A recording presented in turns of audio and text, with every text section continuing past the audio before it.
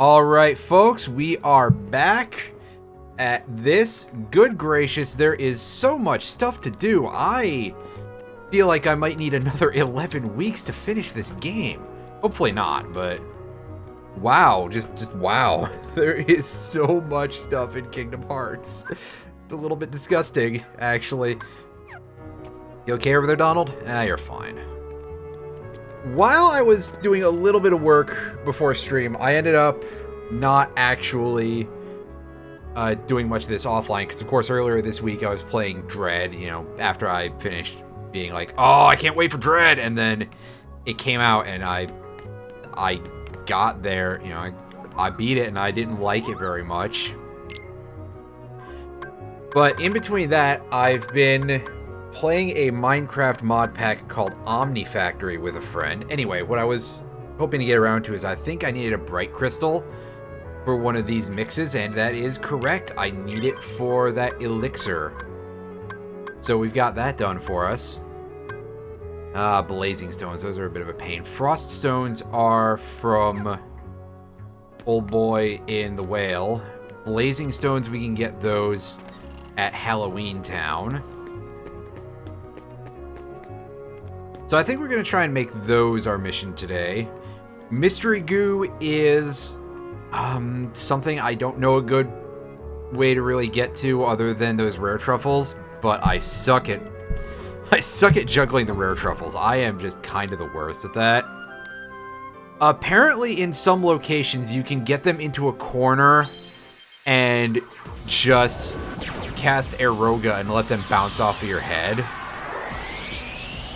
But I don't 100% know what's a good place to do that offhand. So we are instead primarily going to chance getting those off of the mushrooms of various colors. Speaking of which, I should see which of the spell arts I have. I have Fire, Blizzard, Thunder, Cure, and Gravity arts. Okay, so I do not remember where to get Stop or Arrow arts. I want to say that here...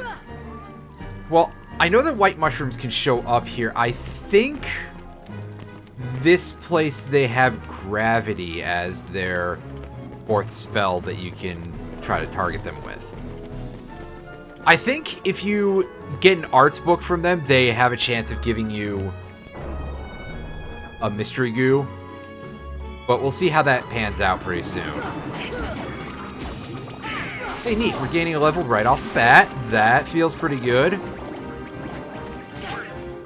You know, we're getting something right off the hop. That feels...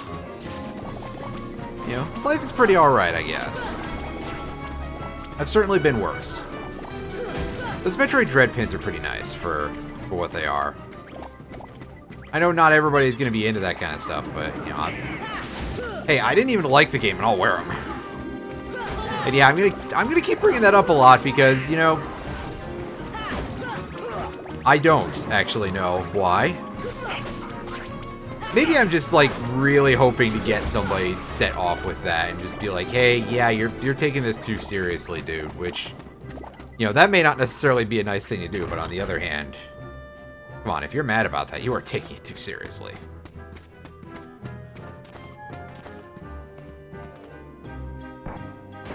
Imagine taking video games seriously at all. Remember when this area used to give us trouble? Now we are going to just absolutely tear through everything.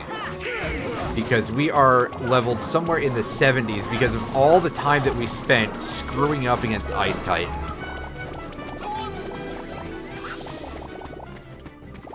And yeah, Ice Titan can still eat me, by the way.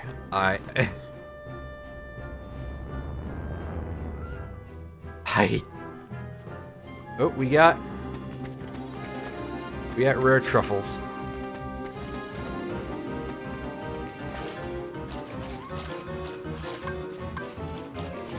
I was gonna say I want to target the one closer to me, but if the game doesn't feel like letting me have that, well, cannot be helped much.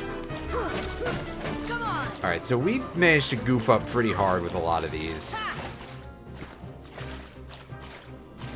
So I'm going to try and Aeroga myself here and see if I can't get anything here. Did I see the final Smash Ultimate Direct? I did not see the Direct itself, but I did see that Sora was the character, and that's pretty cool.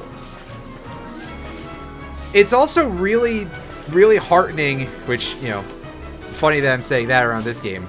Very heartening to hear that they've wanted to do it for a while, and they finally were able to. It's like, wow, that's actually legitimately, you know, you've reached a certain point. I'm impressed. My feelings about Smash, I go, you know, back and forth on it. I am not the world's biggest Smash player, but I'll whip it out occasionally. I'm pretty bad at it, but you know, that's never stopped me from liking a game if I'm terrible at it. But yeah, you know, that I gotta remember to pick up the rest of the DLC because I don't have that yet. And I think that I definitely will I was about to say definitely will absolutely, and that just sounds incredibly goofy. Even by my admittedly questionable standards. I'm starting to sound a little bit like old boy here with the giant bolt on top of his head. But I think that there is a very strong chance that when that happens, I will play Sora every now and again. Oh, is this thing back? What? Oh, is it just permanently there and I can't activate it anymore? Simple and Clean's licensing probably costs more than the rest of the Direct combined. You are not wrong about that because, I mean, at the very least, I don't think if they're licensing this song that it necessarily requires you to pay to the mouse. But of course, if you're paying to the mouse, which you got to do for Sora, because the thing is that Disney owns Kingdom Hearts, like, entirely, and it's basically just that Square Enix is the developer, but Disney has the intellectual property rights. So, you know, they're already paying out the ear for that. Yeah, as far as DLC goes, I bought the game when it was new enough that you got Piranha Plant for free, but I never got around, really, to picking up the DLC passes. A big part of that was that, you know, controlling it with the Joy-Cons, even when they're in the little thing that you can put them in to make it feel like a proper controller, feels a little bit funny. And I was like, I gotta wait until I get a GameCube adapter. And I picked up the GameCube adapter and summarily forgot why I got it. Other than to have it because the GameCube controller is a little better than doing stuff with the Joy-Cons. So, note to self to pick those up at some point in the not-too-distant future. Are we not getting a Chimera spawn in here? Dang it! What a rude fellow. I want those blazing stones, damn it. That's why I came all the way out here. Okay, so I believe we have regular enemy. Well, saying that, I walked in and they were spawned in. It could be... No, it's gonna be White Knights. Search ghosts right now. Well, I guess we do get some White Knights, so at least there's that. But I thought, oh, you walk in, you're in danger already. They probably haven't spawned in if they're not at river level. I was hoping for more rare truffles, because sure, we got one Mystery Goo, but I'm gonna need at least 4. Well, 4 in this case, meaning 3 more, in order to craft what I have available to me. And that is to say nothing about what the next level is, because I'm pretty sure there is one more level and then Ultimate Weapon.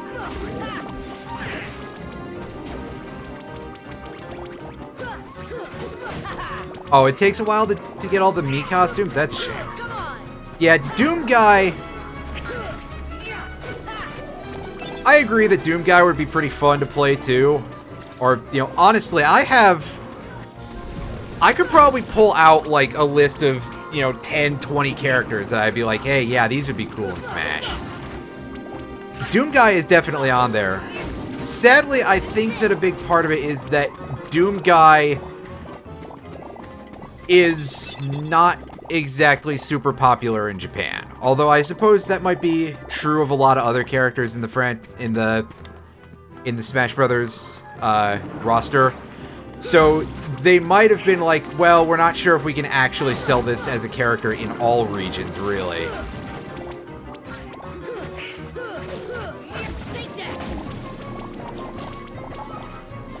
Yeah, I think that a lot of first-person shooter games in general, outside of, well, I was about to say something that is a little questionable, but I think that most first-person shooters are not super popular in Japan. What I was about to say was outside of, like, Metroid Prime or something, but of course, Metroid has never exactly been a sales juggernaut in Japan.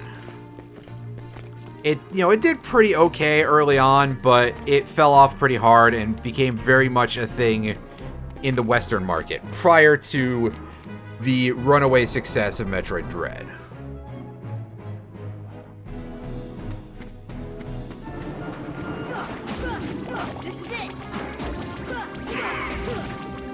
Yeah. Dragon Quest does not have the same kind of, like, ludicrous affection for it that the Japanese market has in America and elsewhere, but it is still pretty loved. And there's definitely also the nostalgia factor of the Dragon Warrior name in America and elsewhere in the NTSC regions of the Western continent. I'm not 100% sure, like, how it does in Europe, for example. Oh, these things are always jerks.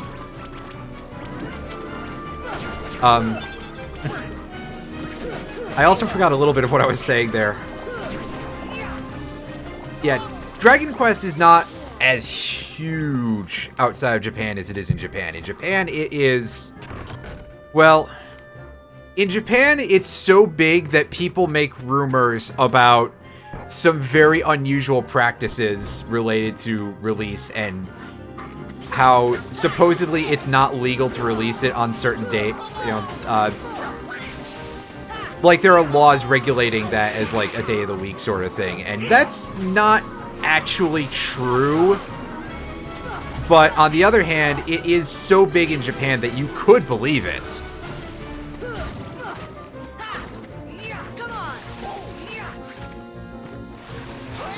Okay, it's something like that. I may have things a little bit mixed up, but yeah. It is big enough that people have rumors about it. That it is so big that it has that level of cultural influence, which, they're actually almost kind of believable. Not quite true, but on the other hand, yeah. Alright, so those fellas didn't give me any mystery goo. It's pretty rare from the black fungus. I think mostly they drop mystery mold, which is just worth money. But hey, that's not even what we're out here for. We're just taking all these fights because we can, and what if we need the parts? We're here for chimeras if they feel like spawning in that one chamber, which I don't know if there's special conditions behind that or not. I don't think there are.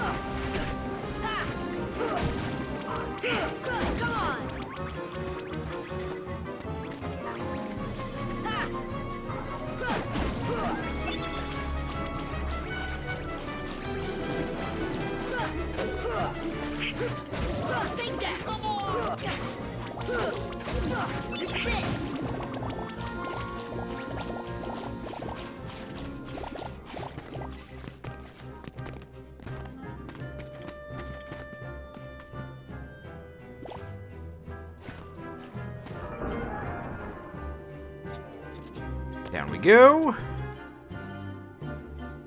Maybe this time.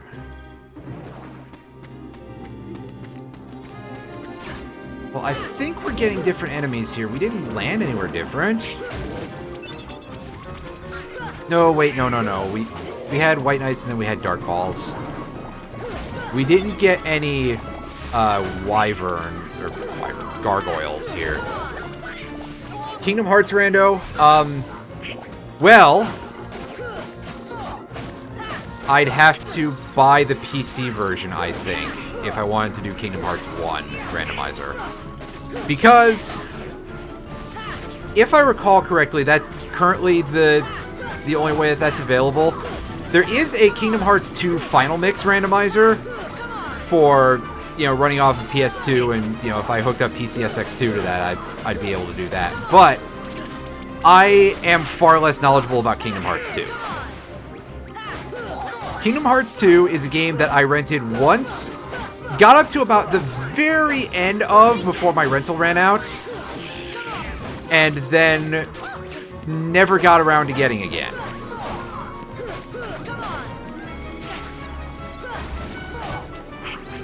It does actually exist, believe it or not, yes. But again, as far as I know, it requires use of the PC version, and I am a lot more wary of, you know, like, torrenting old PC games, just because, or old PC games, new PC games, rather, for reasons of, like, basically the same thing why I try to avoid doing that stuff for newer consoles. It's not necessarily out of any sort of, you know, support the company or anything, although, you know, honestly, when it comes to the devs, you support the developers when you can, as much as possible, even though in most cases, video games, by the time they're released, the developers have already been paid for them and will not necessarily see more money for it. But more to the point that it might cause some trouble, basically. However, Kingdom Hearts, I believe it's basically story so far, or at least it's 1.5 plus 2.5 HD Remix, is available on PC via the Epic Games Store. Unfortunately, the Epic Games Store is rather a janky piece of software. Set aside your opinions about Epic Games itself as a company, or about the company that they are partially owned by, i.e., oh, that was mana that he's missing, not health. That was very silly of me. You know, set aside your opinions about them, or about Tencent, who owns most of the company. I have feelings about that, but also the fact that the Epic Games Store is very janky. I'm pretty sure they don't even have, like, a dedicated wallet type of thing yet, which, you know, that would certainly not engender any trust in me purchasing them, let's put it that way. And, you know, I would rather just be, like, purchasing wallet funds and setting that aside, too, just, you know. Yeah, I love randomizers as well. I am a big fan of a lot of that stuff because well, hey, I don't want to lock onto that. There we go. Now, I've played some of these games quite a bit, and I like the way that they play on that basic level, so shuffling that around would be... that always seems really cool to me. It hits the right point between, you know, playing a new game and not having to worry about the fact that you might not like it. I guess. You know, familiarity and... yeah, I'm trying to make this sound a little bit smarter than I'm capable of wording in the moment. I'm not exactly a brilliant orator, we'll put it that way. But I think the idea basically comes across. Hopefully. Oh, don't do that! The Wizard Heartless are jerks, in case I haven't made it clear. They are just kinda... well... they'll do stuff like that to you, and you'll just be left sitting there in the middle of the air, comboing out against nothing, feeling like a complete fool. Oh, did you leave, even? I didn't know you... not quite. It's still here. We can still get the kill. We can still get our EXP. We can still get our not drop.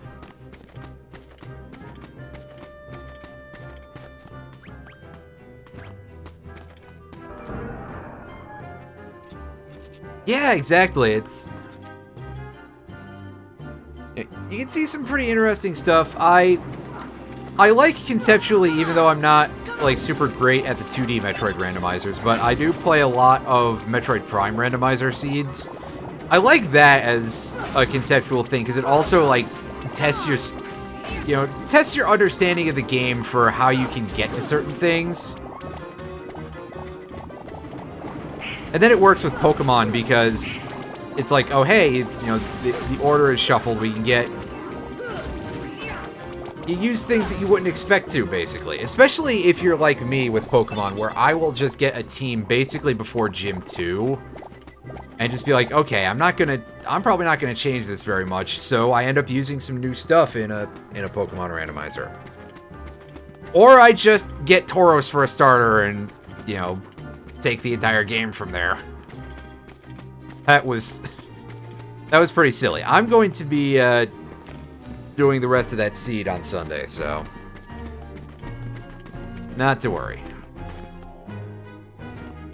Oh wow, almost nothing spawns in this room. Especially if you don't get the Chimera to show up. Oh, there we go.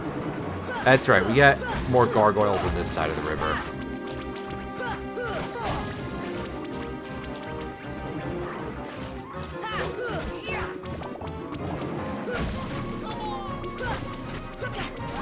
The thing is, I think I have Encounter Plus on, too. Oh, we managed to pause while somebody's spawning in. Yeah, I have Encounter Plus on. Do I have all of the jackpots and everything? Yeah, jackpot. That's not the one I'm thinking of. It's called Lucky Strike. Yeah, so it says equip to entire party, so I'm pretty sure everybody only gets one. And everybody has one equipped, so... We're going to assume that to be the case, and Goofy, you can have your second chance ability, finally. I might have forgotten to equip that last time I had the AP already. The Quest 64 randomizer is pretty fun. I mean... Oh. It's that way. I've said things about the game before, but... that randomizer does add some pretty interesting stuff to it, changing around how a lot of the moves work. It's fun to see, and it's a cool concept for how the game works to begin with, so, yeah.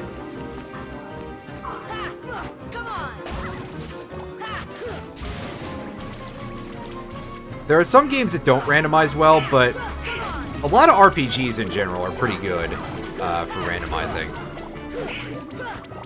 Unless they have such incredibly strict progression, and even then some stuff can be done with that to make it work.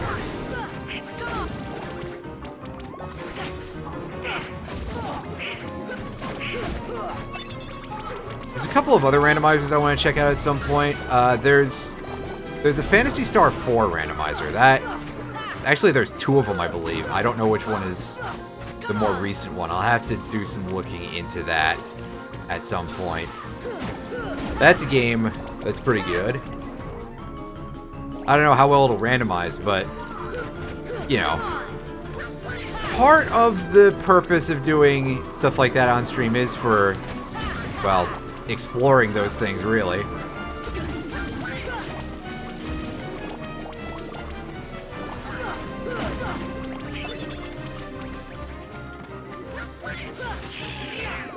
No, don't fall off the edge. That's okay.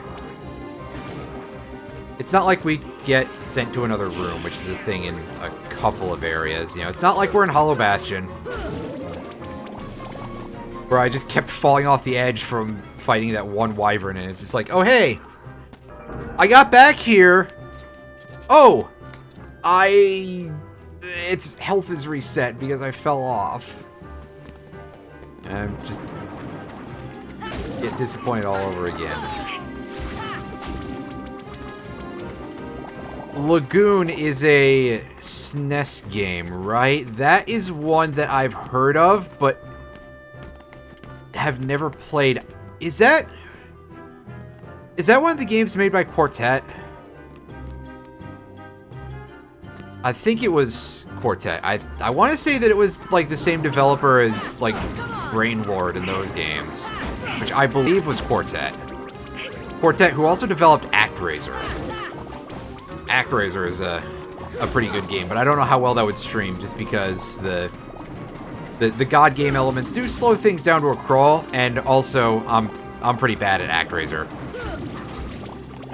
I would have to like, well, you know, I shouldn't even say I have to get good so I don't embarrass myself. No, embarrassing myself is almost part of the reason why I stream.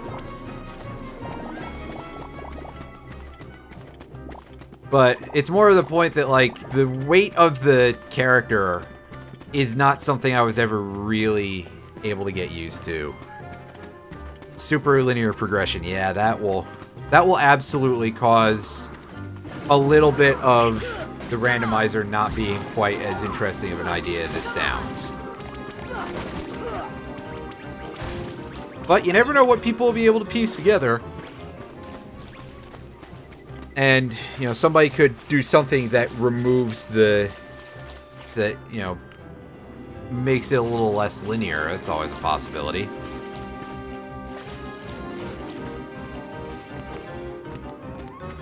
Which I guess that depends on how much you do or do not mind the game being fundamentally changed, I guess. In that case.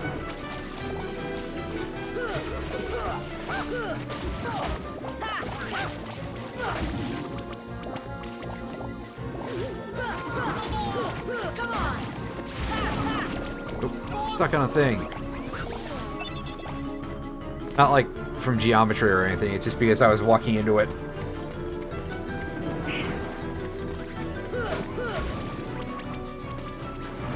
Made by Zoom and Kemco. Okay, so I was incorrect about what I said.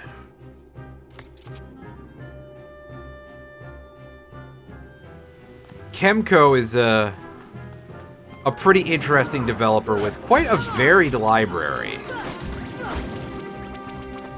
They did a lot of ports and stuff. I'm more familiar with them on the NES, where they created Legend of the Ghost Lion. They did the ports of Deja Vu in those games. Those are pretty good. But I also love adventure games in general. Ah!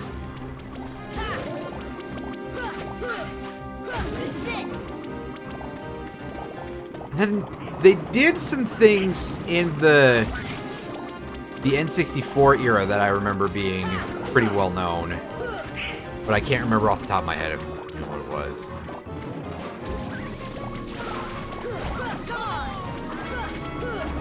Oh geez, that would be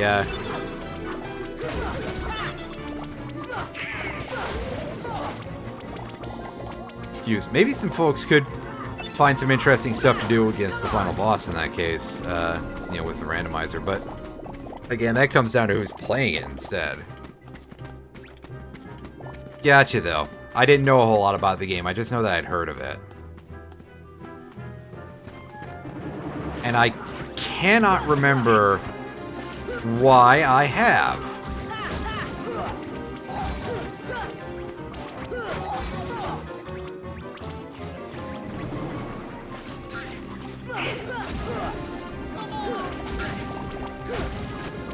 But, you know, sometimes we just find out about things through just picking through stuff on the internet. And it just happens like that. Grab that high potion.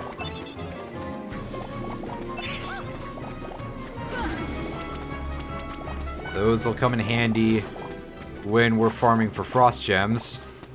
To not have to pay money for them. Although, I mean, we have enough money right now. What's that, 18,000? Yeah, we don't have to worry about that too much. Unless I really, really want to get all the equipment in the inventory, which that might start costing a bit of change. Fill a couple of these and see if... I mean, I might be able to just go back and forth between the bridge and the Manor Ruins and force the respawns that way, but...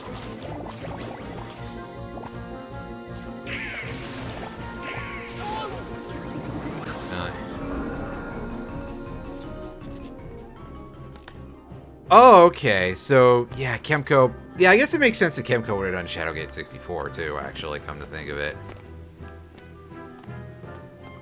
Kemco did the N64 port of Daikatana. Ooh. Yeah, to be fair, Kemco did have a varied output in terms of quality. They could be a little all over the place. Legend of the Ghost Lion is a game that I remember being pretty good, but having some very annoying music. But that's just one aspect of it. So, yeah, Shadowgate 64. Shadowgate had a really strange life because when it appeared on the N64, then it started off into like a whole other franchise made mostly by Kemco. I think Beyond Shadowgate was a Kemco title for the TurboGrafx or something, or possibly one of the TurboGrafx add-ons, just to make things really confusing. And then there was Shadowgate 64. And then it ended there until it came back as the version developed for PC by Zojoy, and I think some of the people from the original ICOM. I think it was ICOM who did the Mac version of Shadowgate, but now I don't remember. Because I say ICOM, and then immediately I think IREM, and that's a different company. IREM is a developer that did some other weird stuff. A lot of games nobody's heard of. I think they did something that was pretty famous for, like, the N64 or PS1 or something, but don't remember, as usual. And then I want to say that, like, some people from IREM went on to form Sandlot, which is known for making Robot Alchemic Drive, which is a pretty cool game that, well, it requires a bit of dexterity to play gracefully, we'll say it that way, but it was still pretty unique. But back to the story, yeah, Shadowgate, I believe, after that Kickstarter PC version came out, which I seem to remember being pretty decent, they also ported the other MacVenture titles to PC on Steam, which I think they might have just been re-releases of old PC ports, maybe not. Or possibly they were, like, you could play multiple versions or something. I haven't booted those up in a couple of years, but I do have them because they were given away free if you purchased Shadowgate, and in fact, I want to say that I pre-ordered Shadowgate on Steam. And then was there not... Weren't there, like, sequels or something? Or there was going to be one in the works that got canceled or something? Huh. Either way, yeah. Very, very odd case because it basically got picked up as a franchise by a completely different developer. Working for a way different platform, even in a different country.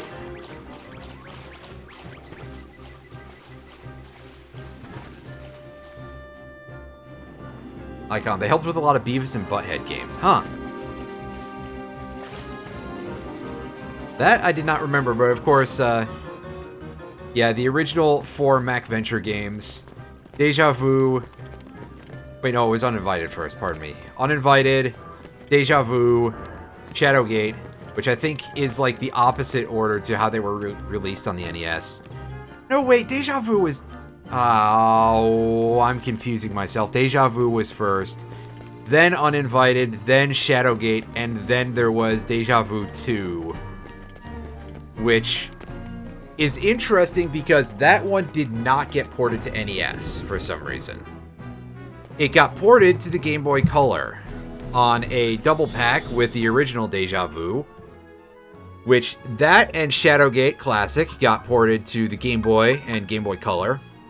Well, Shadowgate Classic was in the black cartridge Game Boy era when it was basically enhanced for GBC, but playable on regular Game Boy, whereas the Deja Vu Double Pack was Game Boy Color exclusive. Uninvited never made it to Game Boy, although I believe there was some headway made on that one. There were attempts made to port that game to the Game Boy, and they just never finished. Wiener takes all. That's amazing. That's pretty fantastic.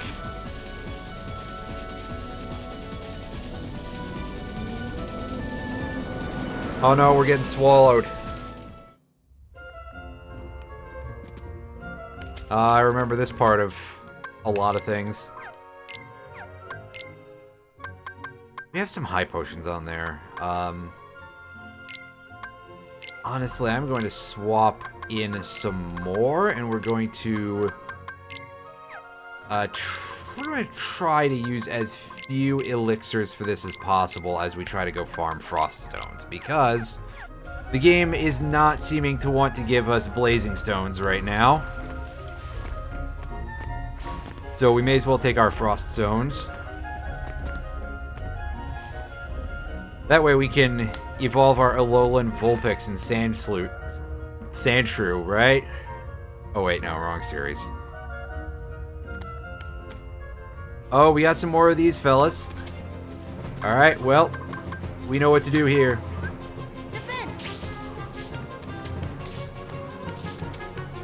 And it's screw this up horribly.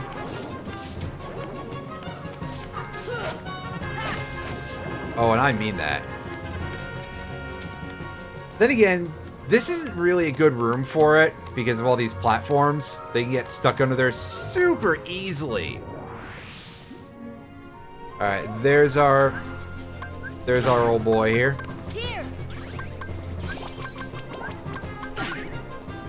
I did not want to give that to Goofy. Alright, come on, Ghost. I gotta be literally right on top of this fella.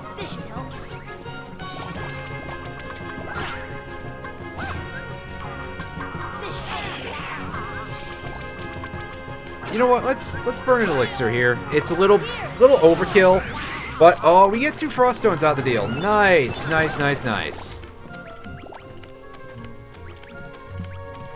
Let's take what we can get.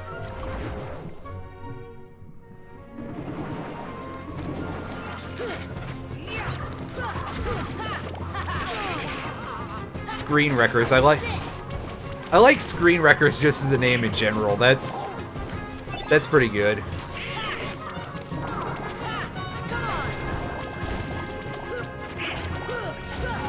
I would absolutely call a game Screen Wreckers, you know, almost regardless of what it was. And then, of course, that immediately gave me a flash over to a Pokemon thing, which, yeah, I guess Pokemon is just on my mind a lot because I like the games a lot. Of how the new Mr. Mime for... And by new, I guess that's a bit of a stretch, because Sword and Shield are over a year old now, aren't they? But the Galar Mr. Mime and its evolution have access to an ability called Screen Cleaner, which removes light screen and reflect when they switch in. And I just think that is really, really good of a name. Like, somebody needs at least a minor pay raise for that one.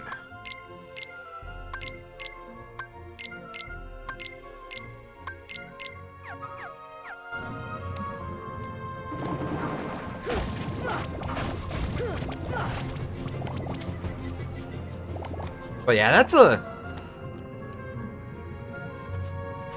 lot of...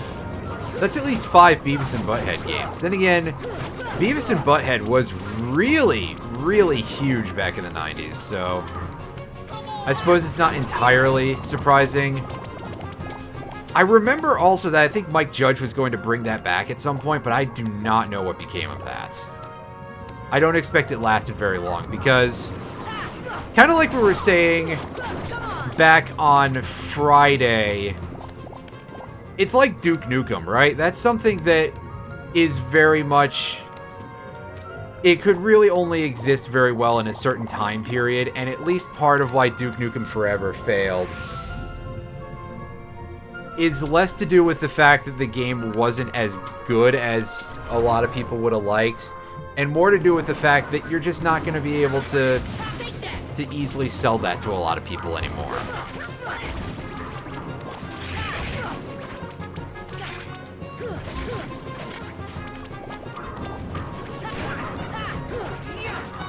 Yeah, Mr. Rhyme is pretty great.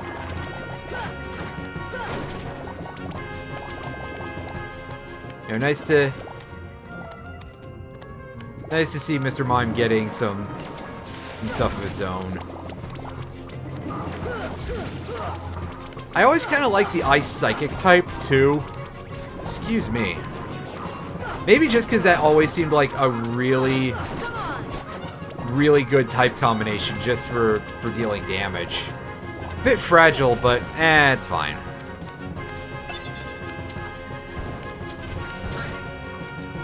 But of course, the Psychic type is no longer the king of the playground as it was way back in the day, but, you know, back then, it's definitely left enough of an effect as a result, because, I mean, well, that and the other thing is that back then, Psychic seemed even more ridiculous just because so much of Kanto was Poison type. Every grass type except for the Paris family, the Execute family, and Tangela. I think those are the only ones, but everything else was grass poison for some reason. Which was a little bit more than necessary, basically. But I guess eating almost any plant in the Kanto region is not such a safe idea or something.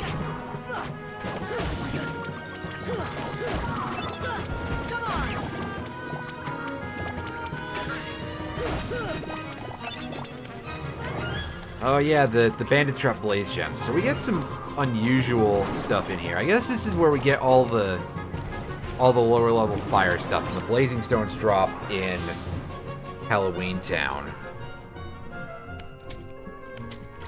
I think if we walk into the rest of the room, we get into like a regular encounter. Or maybe this room is just producing its own regular encounter because we had rare truffles the first time, which I'd forgotten about because I'm very forgetful.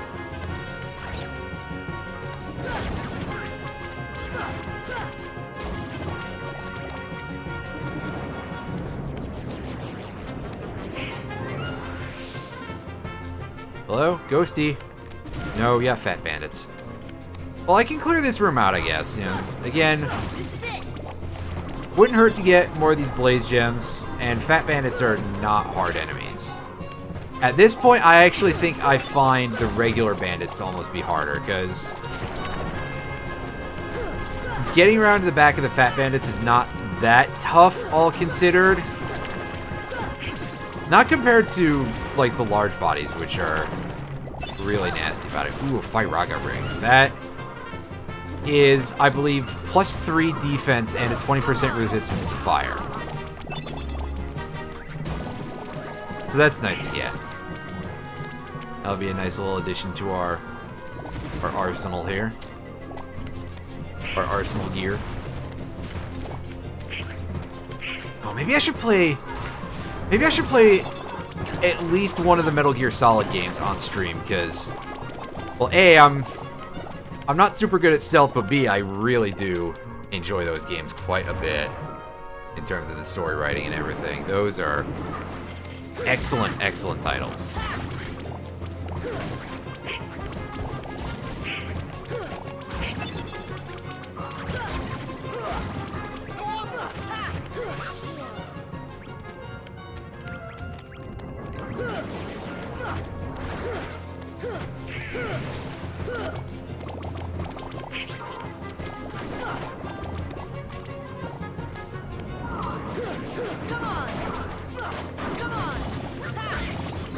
Neat, got something on our way down.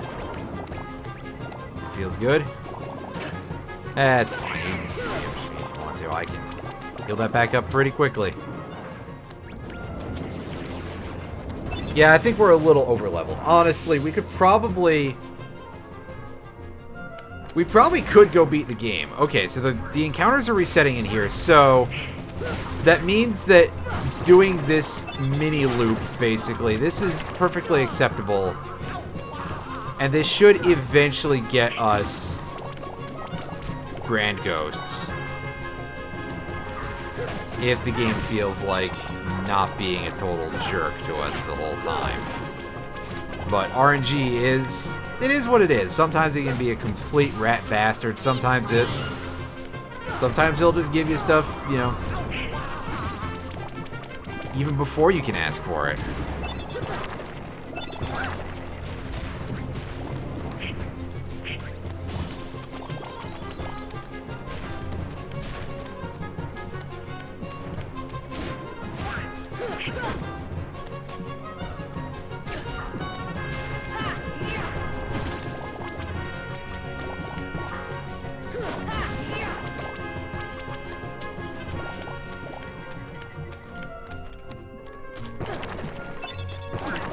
Oh, hey, an elixir drop. That's pretty nice of you, game. I wish I knew what enemy that came out of so I knew what to farm, but that's okay. That, you know, even that one by itself, that's pretty nice. I'll gladly accept that, and now that'll replace what we probably spend on whenever the next Grand Ghost shows up.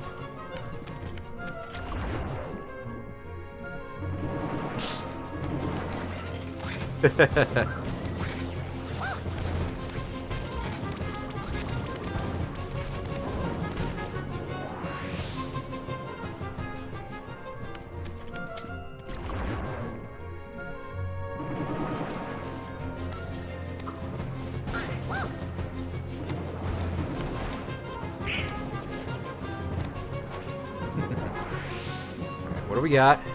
Nothing. Well, crud.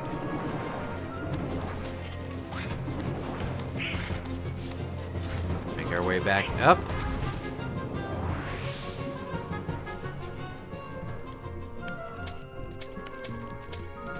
Oh, I missed the spot. It's a very small one to open the throat hole again.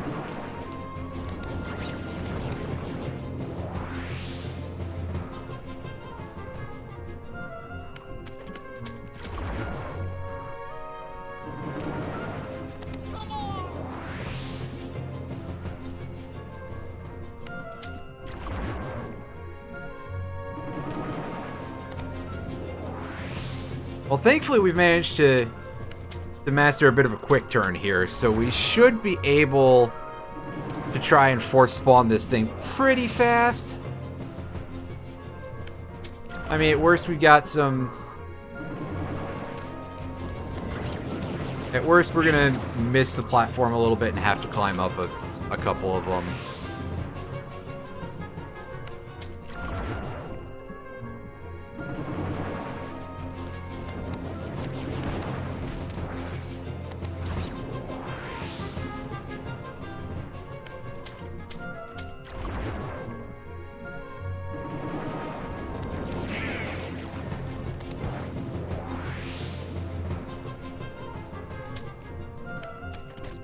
Oops.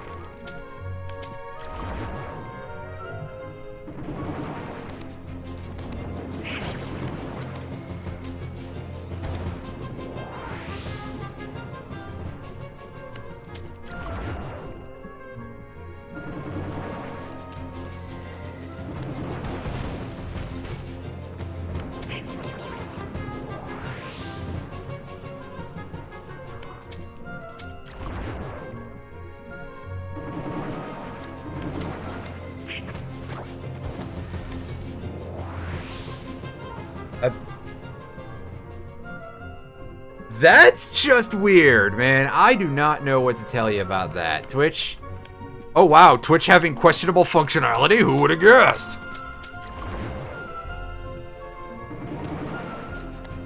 Well, listen, you just had to replace the power thing on your modem, right? Are you sure that it's still working? Let's do this fight, because you know what? I'm feeling a little bit like after we've failed to get a Grand Ghost in here so many times.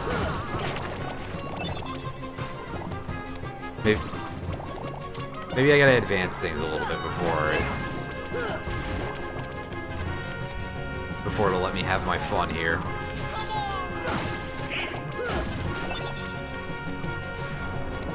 See ya. Deep freeze. Deep freeze. Thank you, Goofy. That was actually a legitimately good job getting that side swipe, because admittedly this is like a terrible room to be fighting these dudes in, because either A, they're spawning on these platforms so they are able to put their back to the wall just super well, or they're in the funky green stuff.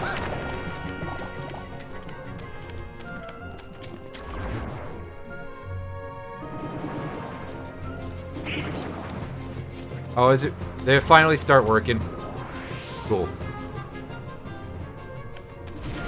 I stepped in too far. Take that.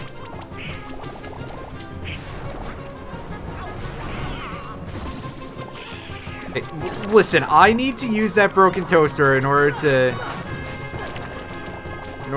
toast bread in the morning. Honestly, at some point we should probably pick up a new toaster, because ours is very aged, and while it's one of the ones that has four bread slots in it, I eat a lot of toast sometimes, and you know the one half of it just does not function. So it'd be great to have one that all worked. Otherwise, oh no, I have to reload the toaster. But then you just feel silly if you're making that much toast. Do I eat the pudding? Well, sometimes I eat the pudding. Eat the pudding, eat the pudding, eat the pudding, eat the pudding, eat the pudding, eat the pudding.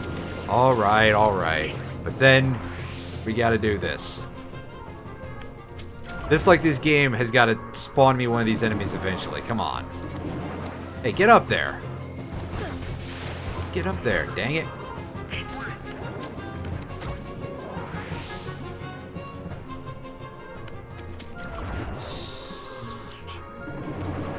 So here's what I'm thinking of doing, and I don't know how well this will work. So you know the setup that we've got over by the thirsty boy over there, the big machine.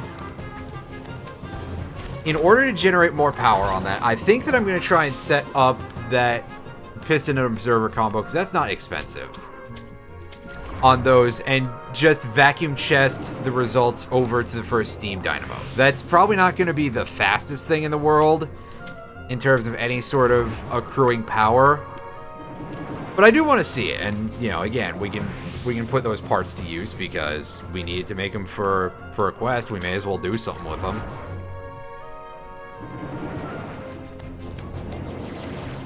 Then I made a bunch of, I almost said conductive iron. Pulsating iron is what we have, because you know that's noticeably cheaper in this pack, I believe. Yeah, it's definitely cheaper in Omnifactory compared to vanilla Ender IO, which is all kinds of weird to be saying.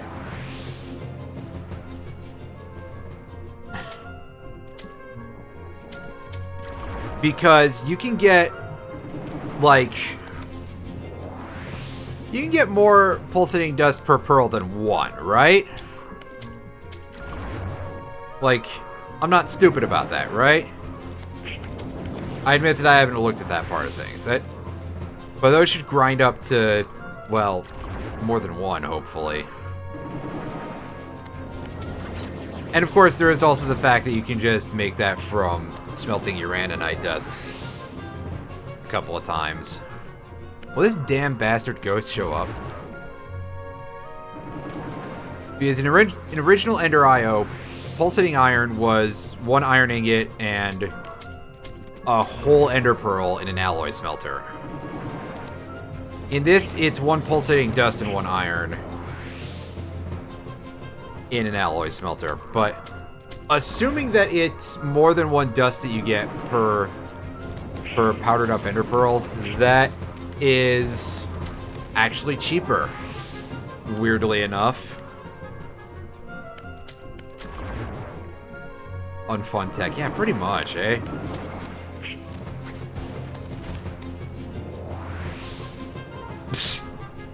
Oh, come on. Don't say things that are true. Don't summon that into existence, sir.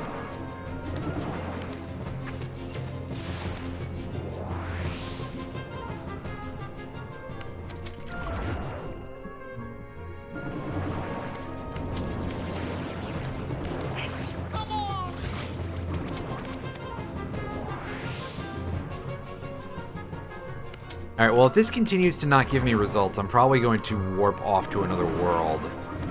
And we're going to fight a different specialty enemy. We're going to probably try Neverland to see if we cannot get ourselves some... we'll give it one more shot. In order to try and get ourselves some of the... whatever gem you can get from... the big red fish there that I can't remember the name of. They're texture swap version of aqua tanks. I think they're jet balloons is what they're called. I'm gonna go with jet balloon. Alright, so power stone, we should be set on those for a little while. Energy stone, I don't remember where we got that.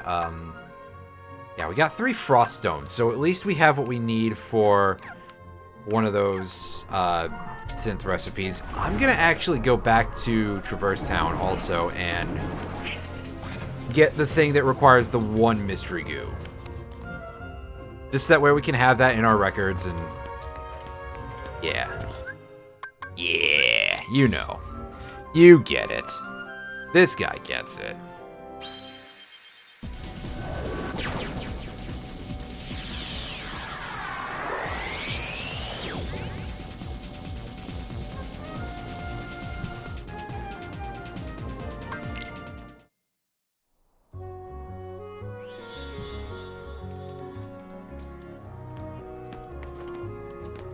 Alright, that's not who we talked to.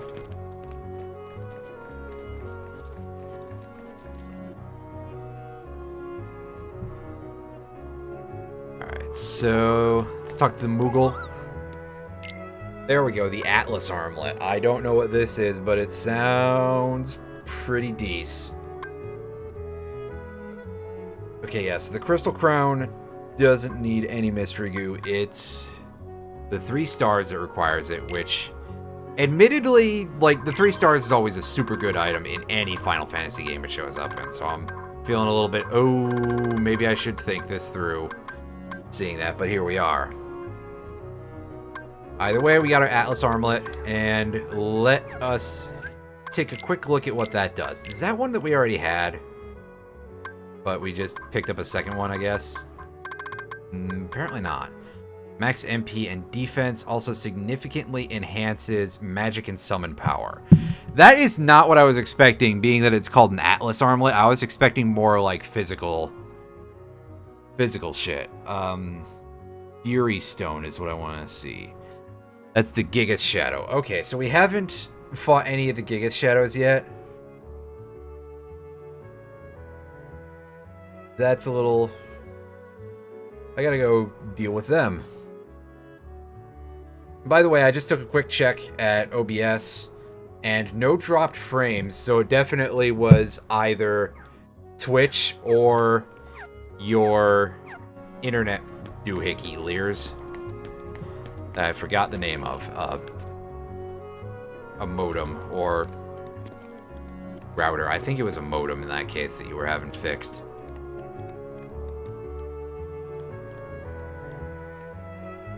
So we're going to head to Wonderland, and we're going to try and fight us some Gigas Shadows. And then we might take an attempt at looking for other things.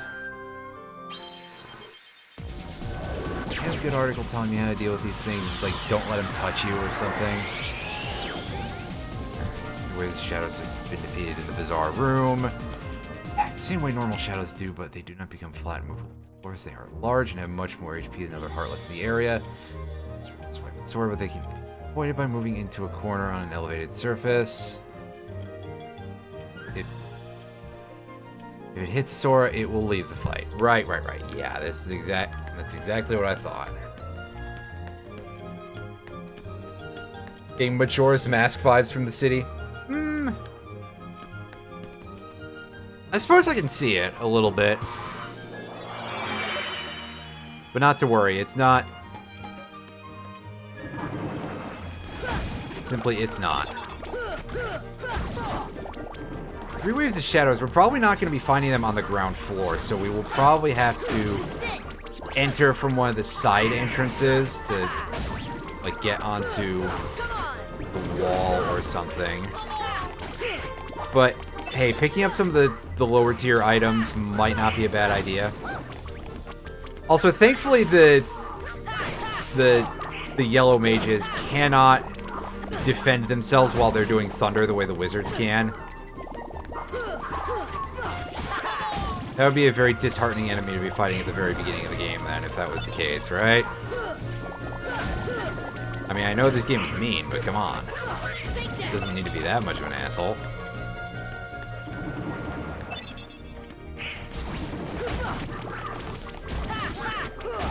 Does it?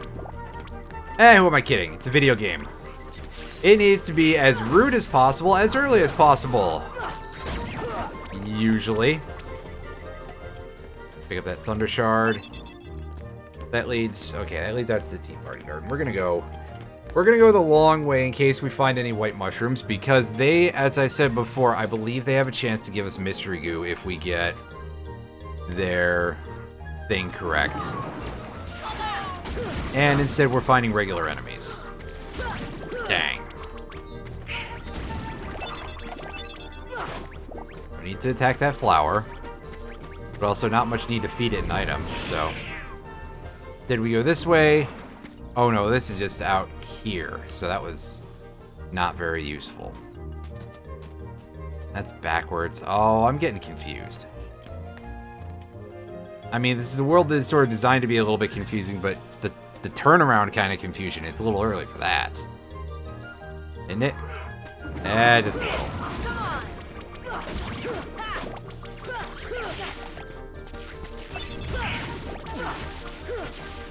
Although I guess, you know, in some games, it's never too early to get turned around.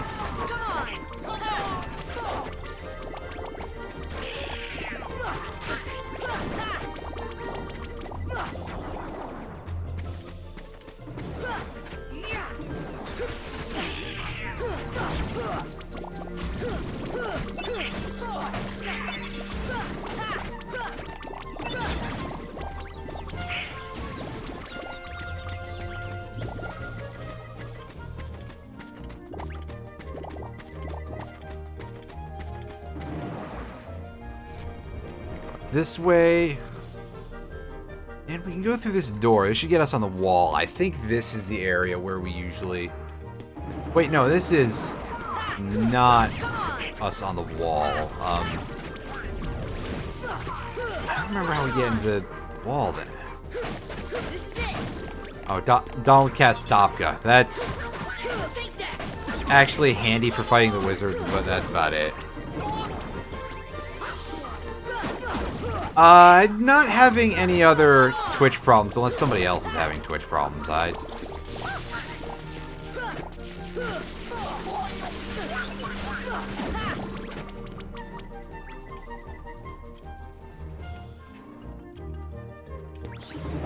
mean, I think Lyris' stuff has been cleared up, but I don't know for sure.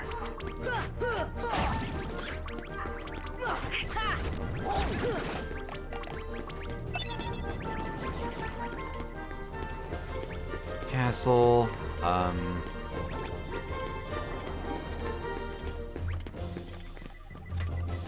helpfully, I've forgotten basically how to navigate the area, so that's good.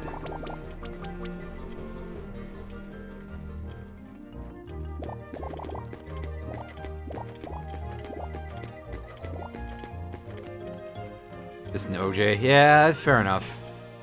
You enjoy your RNG juice, that's for sure.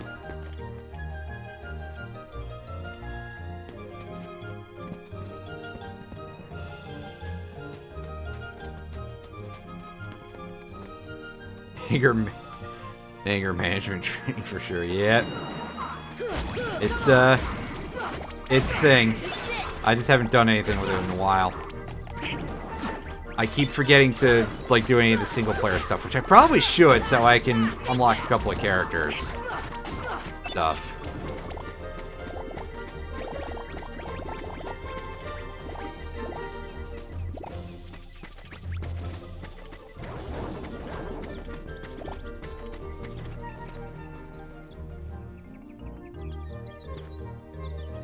I might poke around with that later on then.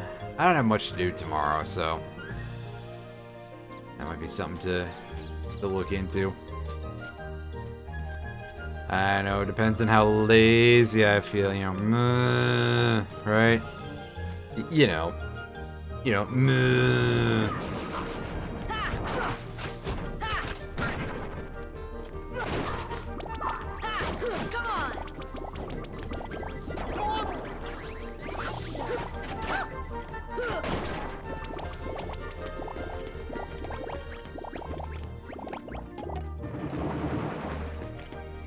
Oh, it's a recurring thing that hasn't been around for years. Ooh.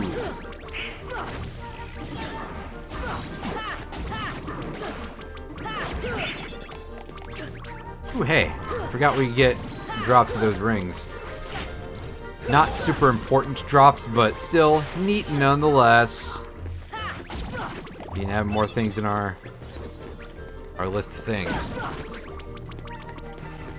I do not believe that there's like a table of every item you've got in the journal or anything like that that you have to fill out for 100% completion.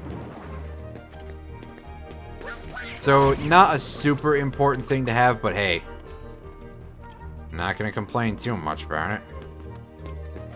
And so I'll drop us back into the Lotus Forest. The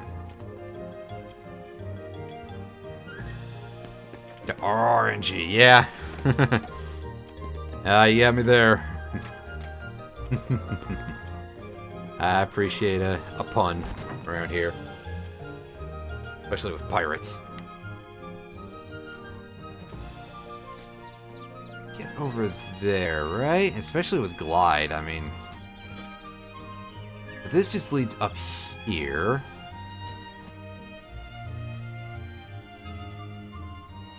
Examine the painting to get to another place, because I know there's a place where we can examine a painting. I don't think it's here, though.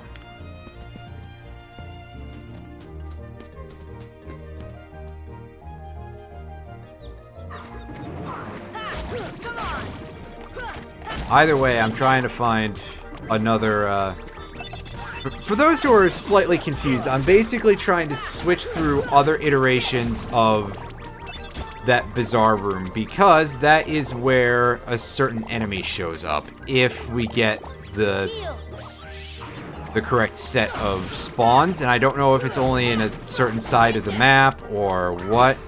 We might have to go in on the ground floor, but we need to see regular shadows start to spawn instead of all these things, which, I mean, these are fine. We get a nice amount of easy EXP from a lot of these, and some of these items are probably going to be pretty important. But, you know, we can get those in a lot of places. This is a unique item, and one that was added for Final Mix. Oh, I see shadows. Alright, so 3 waves of these, and then we get to fight the Gigas Shadows.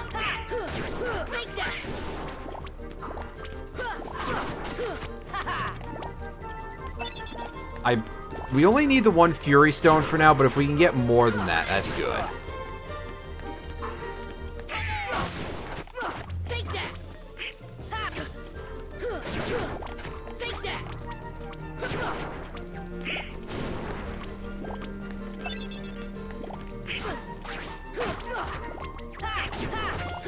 This is it.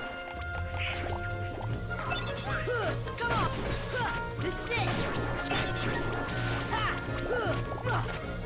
Oh, here we go. Oh, they got a lot of health.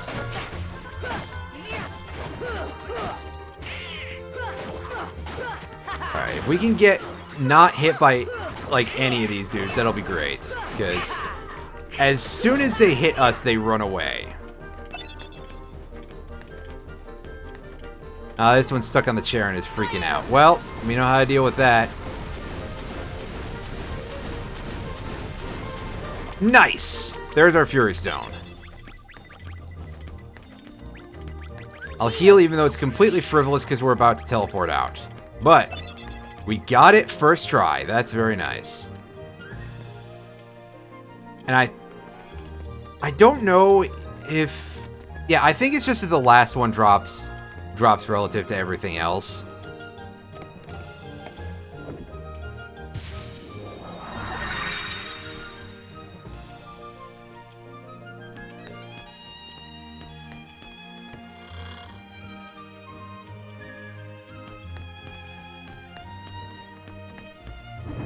Oh, I see. We're gonna have to get into a fight before we can use the save point, huh? Is that the way it is? A couple of the more annoying enemies in any part of the game. Hey, don't you be doing that.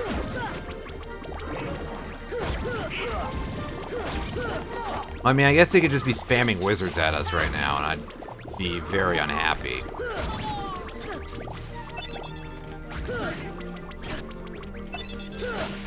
Aw, don't keep turning around like this, dude.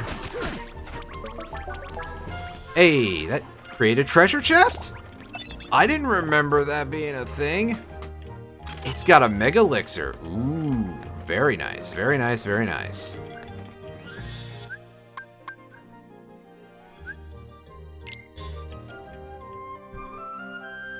Also known as an emergency thing to use during Sephiroth when we get to that, but that's probably going to be like the last thing that we do aside from complete the story.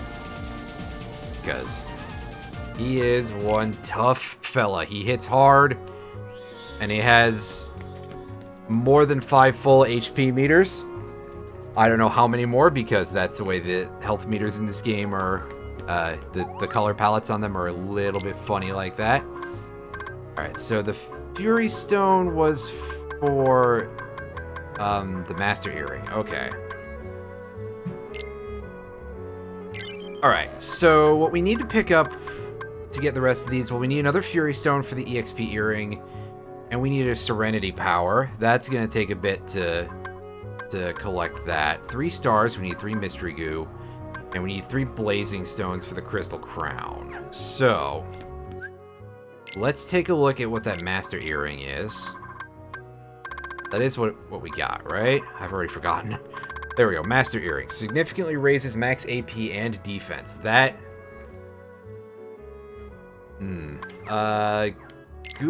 Oh, Donald, not Goofy. Do you need all that AP? You've got 3 to spare. Do we have... Like, we already have almost all of Donald's abilities equipped. We don't even need to bother with that. I mean, we could treasure magnet some more. So if that gives you... Oh, that gives 3 AP. 3 is how much we have unused, right? 3. Okay. Yes. So we could just swap that out with something that's just raw defense if we want to. Possibly the Dark Ring. Or alternately, we could give Donald something that gives more mana and defense, possibly. Like the Atlas Armlet. That seems like it'd be pretty good. So we're actually going to equip that to Donald.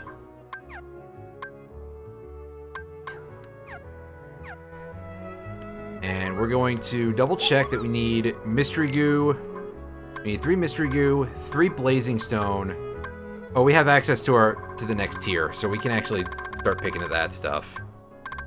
Fury Stone, Serenity Power, 3 Mystery Goo, and 3 Blazing Stone in order to complete the previous tiers. But here we can get to...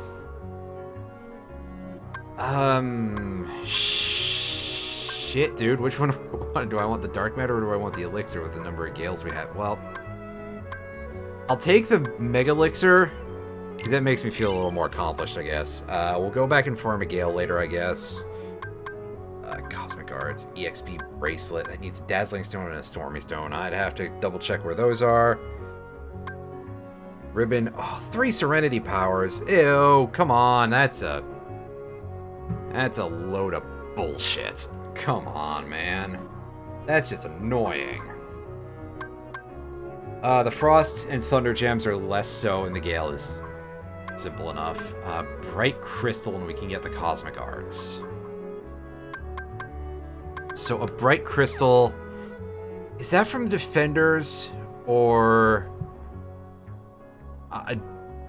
don't look it up for me. I've got a chart here. Bright Crystal. Bright Crystal comes from the Defenders. Okay, so before we leave, we're going to go and we're going to take a quick whack at trying to get a Bright Crystal from the very easy Defender spawn right inside of the inn. Because if we get that one Defender spawn, or, well, rather, that one crystal from the Defender, then we can go make Cosmic Arts right now, and we can see what that is. Before we have any reason to go farm up the, I think it's 2 Gales and all the other weird stuff we need. Oh! That is not a Bright Crystal, but that is still pretty sweet. That is the Defender Shield for Goofy. Those are rare as all get out, and they are strong, strong, strong, strong. I mean, it takes his defense down, but it gives him an additional MP. I think that is something we can deal with. Plus, it's literally, it's got the dog face on it. It looks great. I do love that Defender Shield. That is a nice pickup indeed. I'm glad we got that on stream too, because wow, that is a rare thing indeed.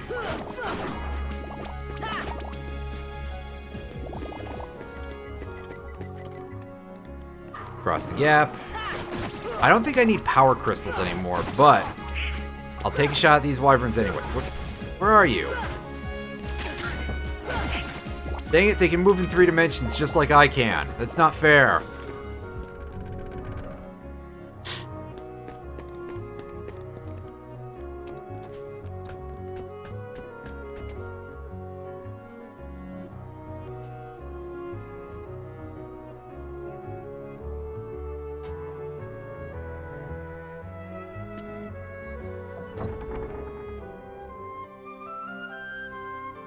Okay, so let's try and we're going to take another quick shot at trying to get these blazing stones, or at least one.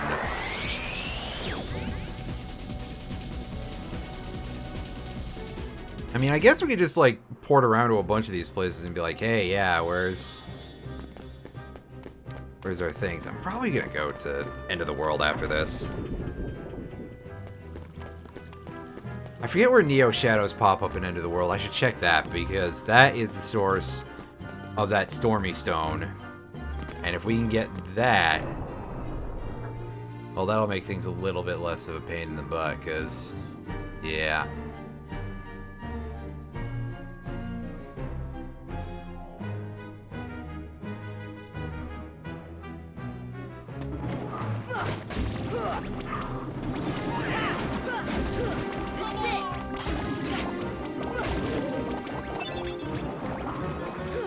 Shiny crystal. I think we need shiny crystals. Don't remember offhand.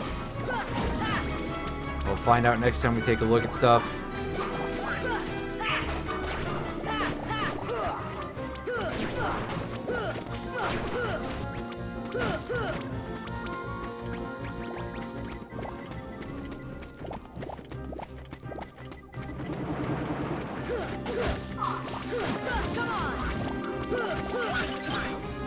Okay, Donald, that stop is not necessary, but...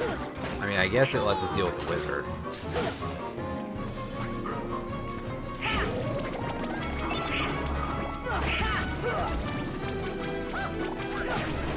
The wizard, who unlike the defender is a total cheapskate and didn't give us its special piece of equipment. Granted, I think Donald might have a better staff right now. Actually, probably not, because that one is, like, really a freebie. But I don't particularly remember.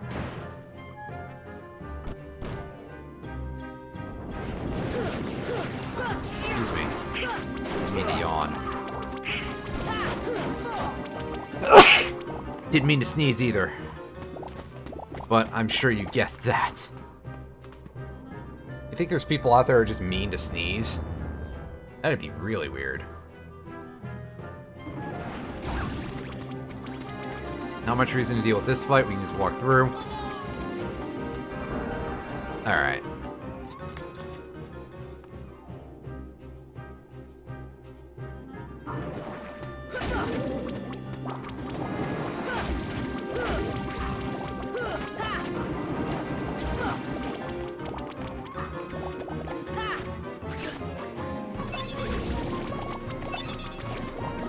There we go. There's our old friend here. Come on.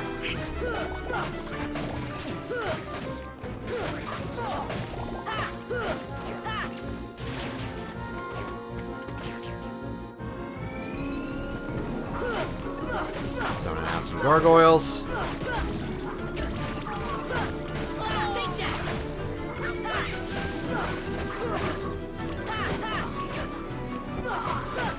Come on.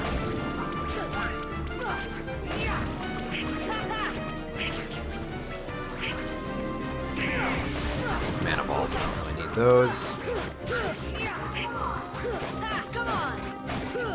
Take that. Double check if there's like some sort of special strategy to dealing with these things, to making sure you get more blazing stones from them or something. Ah, yes, the blazing stones. The combination of the two Fire Emblem games for GBA that we got here in America, and the two good ones. Ooh, learned Vortex. That one, I don't 100% remember what that is. I'll have to take a look at that in a bit.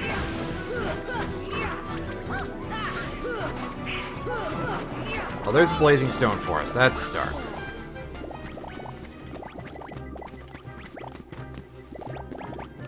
Alright, so... Sora, what is your new ability gonna do for us? Close distance nearby enemies with this powerful spinning attack.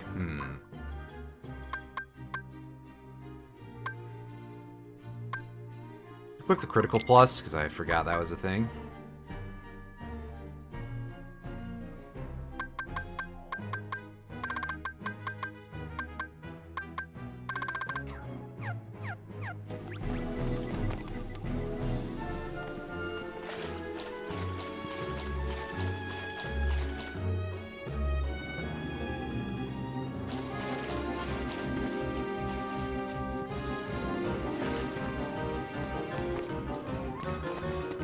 Oh, right, because these don't spawn the...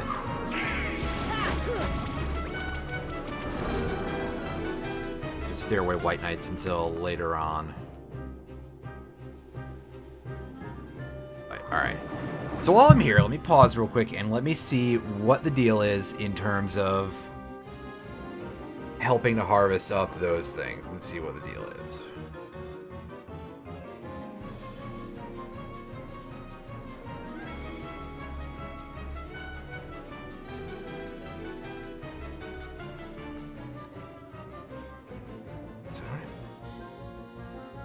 Blazing Stone.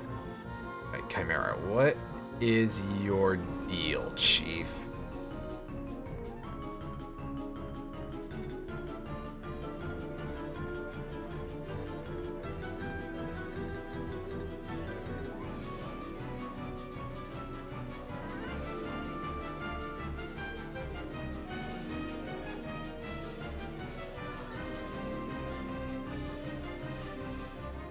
Reflect the bolts it shoots out at you when it's passed out 9 times. Cast Aeroga for best effect.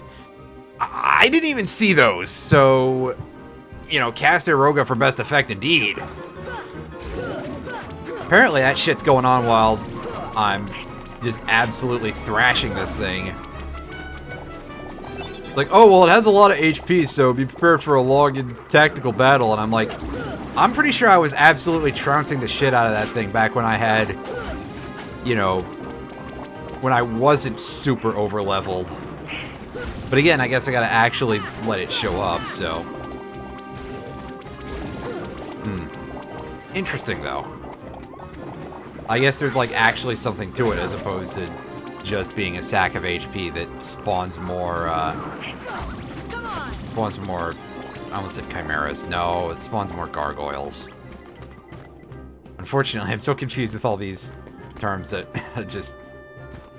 am spewing words. Hopefully, some of them mean something to somebody.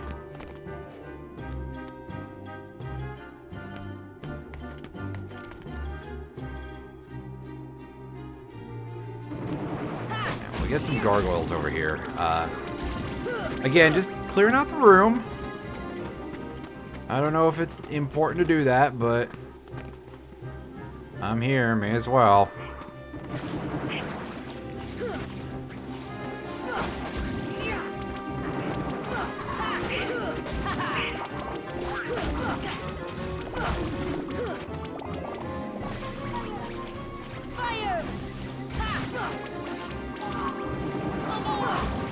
Oh wow, we got a lot of spawns here. I think that's just because we have a lot of spawns left, that's all. It's not like, oh, we're gonna get a thing after that, even though it does seem to be the case. It has a lot of spawns coming with it. But let's be on our way.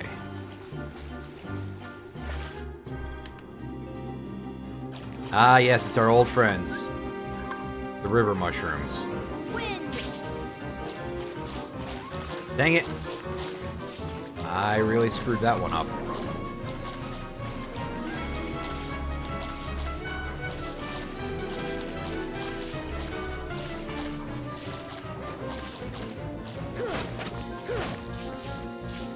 Okay, there's one left, so we still have one more chance to try and do this in a slightly stupid way. Oh, our shield ran out! Dang. Nothing from those. Oh well.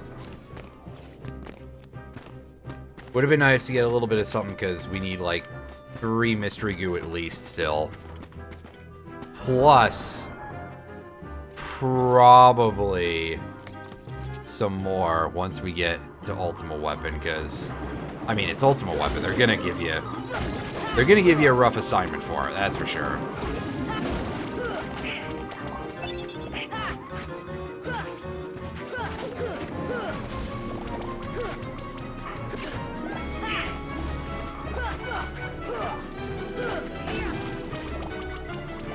Seem to at least be getting a lot of the parry points there, so, you know.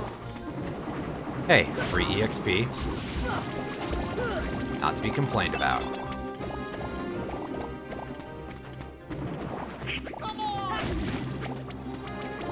A lot of lucid gems out of those dudes. Alright, so let's try touring the entire room just to be sure that the Chimera will show up, or will not show up, I guess.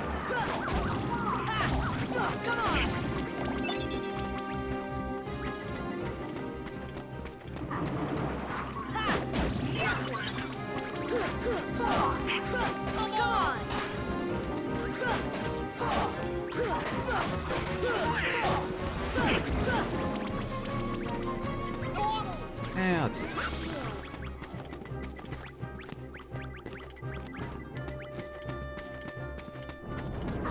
Alright, here come our Dark Balls. Old friends. That now basically die in one hit from my attacks. Ow. Or they get pretty darn close.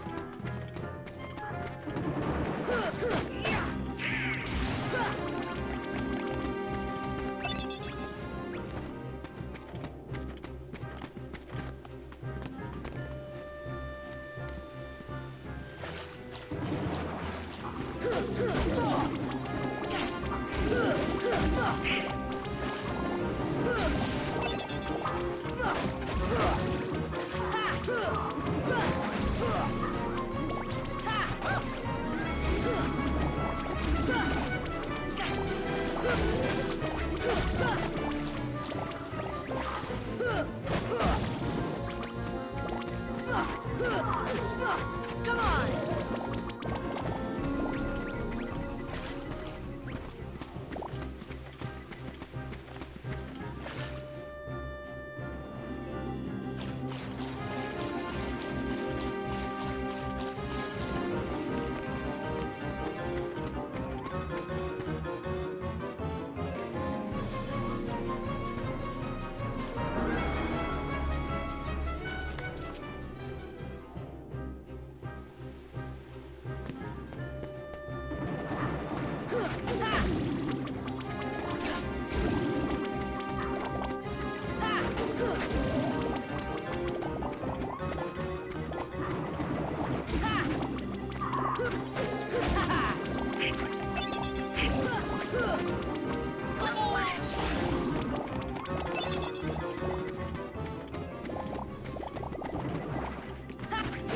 Take that!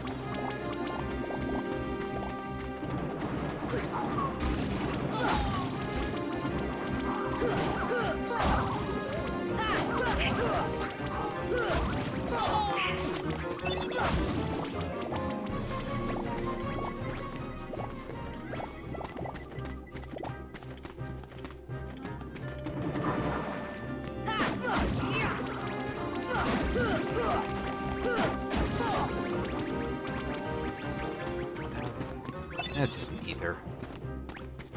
We're getting plenty of those.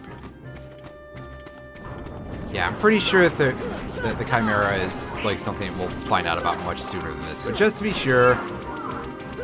Plus, hey, we get to see the special texture for the Dark Balls, and I like the way they look.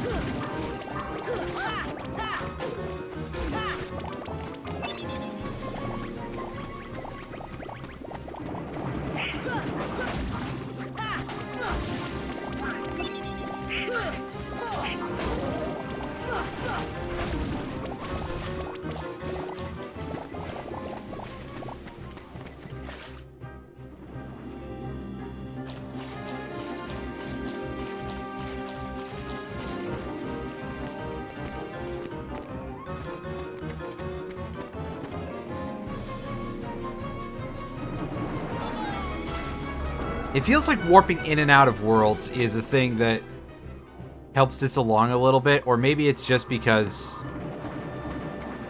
I'm imagining it as something. Maybe it doesn't do anything whatsoever. Take that!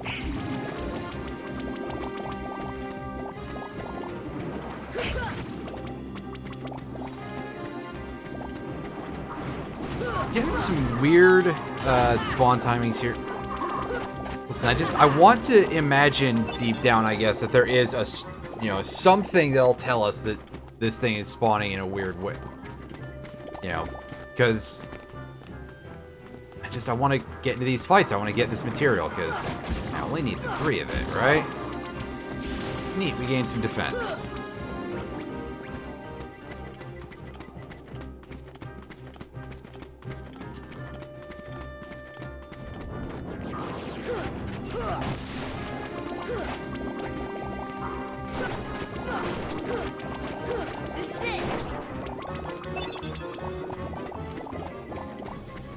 You know what? I think we're gonna just switch to a different world here. Try going for something a little different.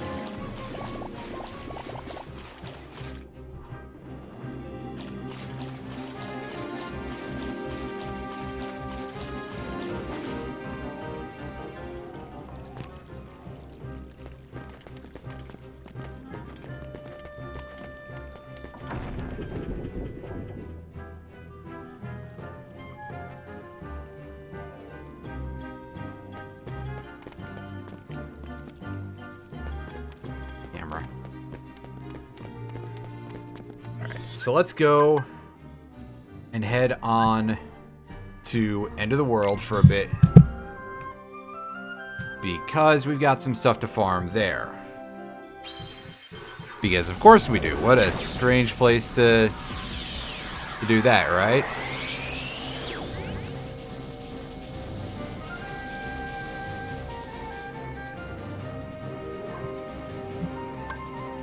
We're going into Gate to the Dark here, because I don't think we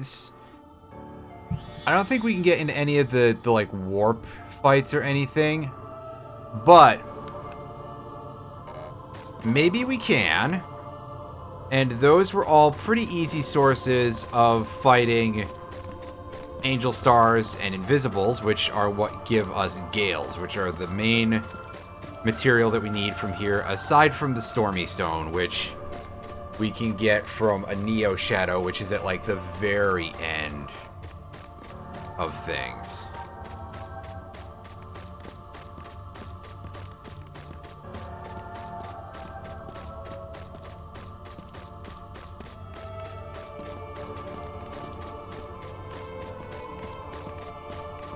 Of course, the way this area is, set up, getting around through here is going to be a pain. I probably should have just gone to World Terminus and gone backwards.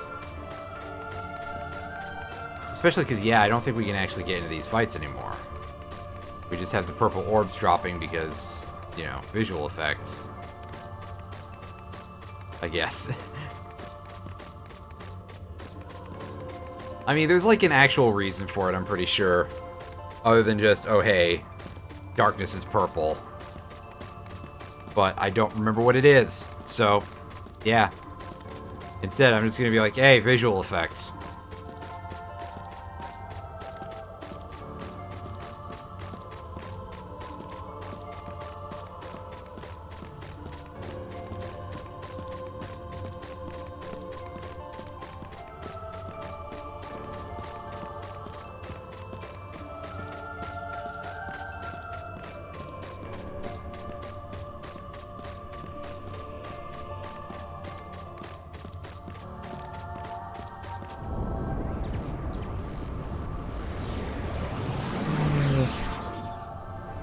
Alright, we got a behemoth again, so that's neat. I wonder if this thing is going to drop another mithril for us, because... Wait, no, I think that was the other behemoth that gave us the mithril. I don't remember now. Either way, we got to get up on the Hydra's back. Hydra, in this case, being the nickname for this behemoth for some reason. Listen, I don't make the rules. And... instead, I just say silly things, Sometimes it almost needs to be done. Alright. Can we have some drops? Oh, we can have some orbs. No item. Darn. Well, I don't make the rules, I just mock them. Yeah, there you go. That'll cover it, I think. This is just go down, right?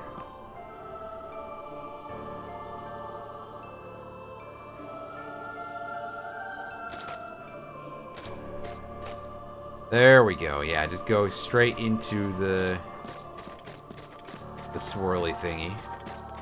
That's what we're going to call it from now on, the swirly thingy. I assure you this is a technical term.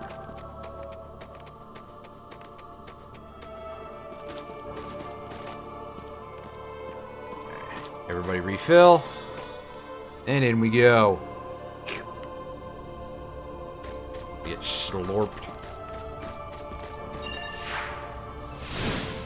Make our way through here. I don't think we have to fight all these fights.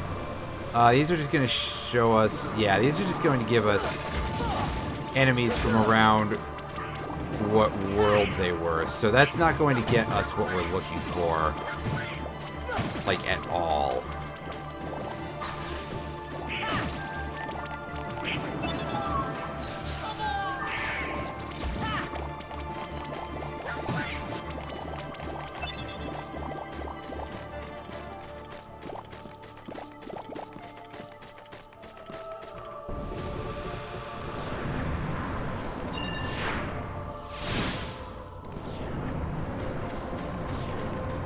So it's time for us to skip over all this and go on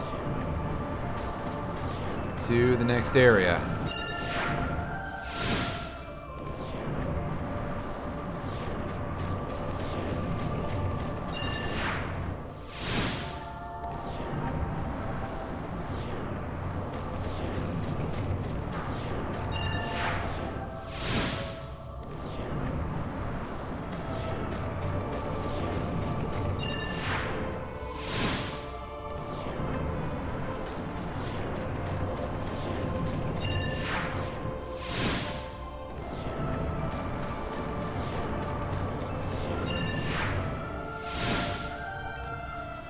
Right into the green thing.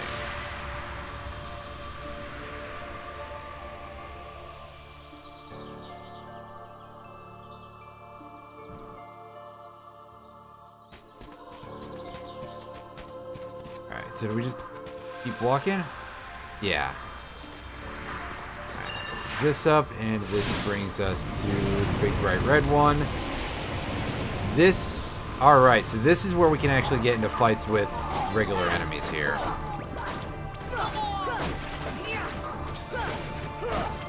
This is making progress in the world. Yeah, because this is where we start getting some, like, background flavor text stuff, too, right? If we check out a few things in here. Elixir. Ones born of the heart and darkness, devoid of hearts, ravage all worlds and bring desolation. Seize all hearts and consummate the great heart. All hearts to be one, one heart to encompass all. Realize the destiny, the realm of Kingdom Hearts. The great darkness sealed within the great heart. Progeny of darkness, come back to the eternal darkness. I haven't played Eternal Darkness in a while. The heart of light shall unseal the path. 7 hearts, 1 keyhole, 1 key to the door. The door of darkness tied by 2 keys. The door of darkness to seal the light.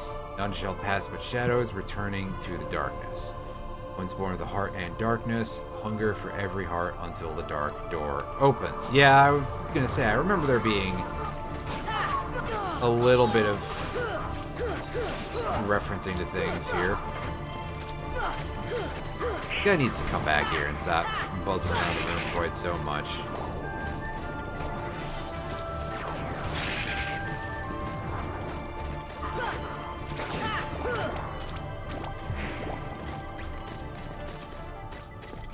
Check the rest of these, or is it just a one-off? And yeah.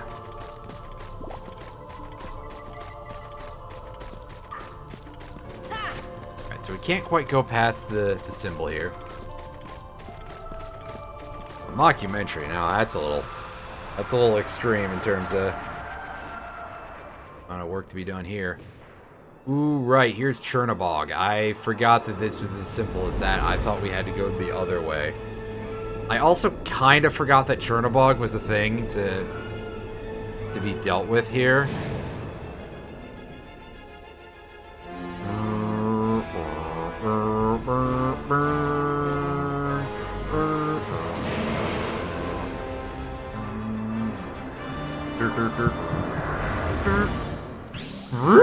Oh wait, no, that's Earthworm Jim, pardon me. If we can actually land hits, I'll be able to say what I was gonna say. No, Chernobog has, I think, just a flat 5 HP bars, yeah. So I was gonna say, is Chernobog the first required fight that has more than 5 HP meters? But I think we should probably not have too much difficulty with this fight due to due to being over level.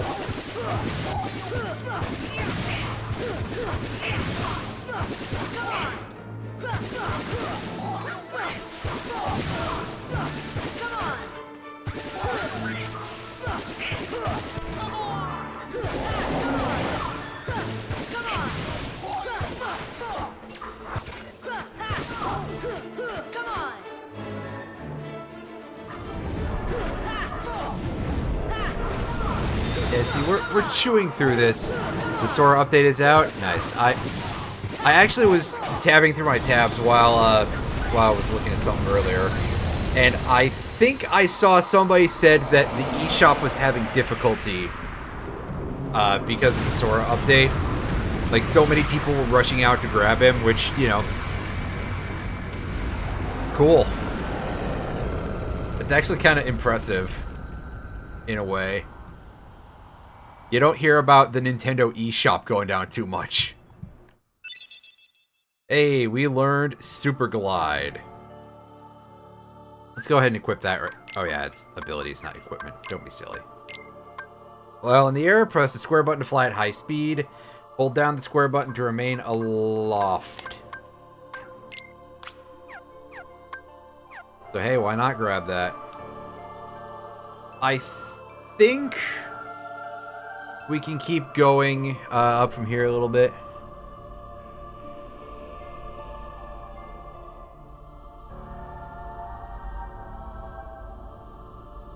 Well, yeah, right. Who the fuck is Geno? Oh, I'm kidding. Don't worry. I know about him. I've said before that I think Geno would probably need a little bit of extra stuff added in, kind of like Captain Falcon, to have a great moveset, so it doesn't really necessarily inspire me to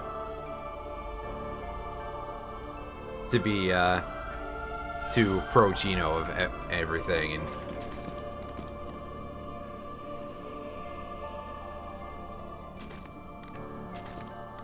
yeah,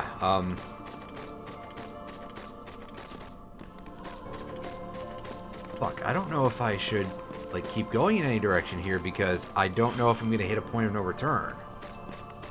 I still have stuff to do, and I mean, sure, I could go ahead and I could go beat the boss and then just be like, yeah, we're doing the rest of the post game afterward, or rather, we're doing the rest of the side quests as a post game. But I mean, I'm not always good about completing post games in terms of stuff.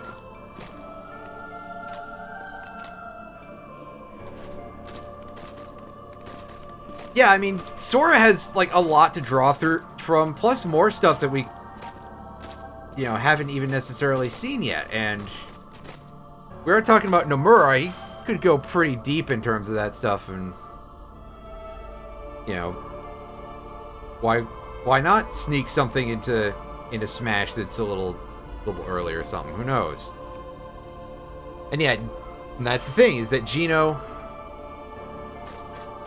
doesn't have much to go on. Even though Geno is like a very popular cult character, it's kind of like Waluigi a little bit. That, you know, there's a lot of people clamoring for Waluigi, but Waluigi is not really that much, honestly. I am in fact going to go back here because, as I said, I don't remember if this is like the end of things or not, and, you know, if I'm gonna have a chance to turn back.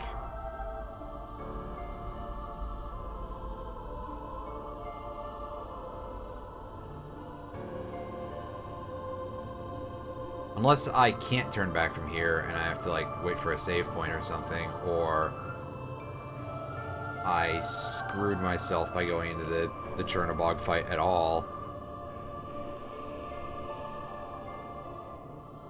There's a way to turn back from after the Chernobog fight, right? I don't remember.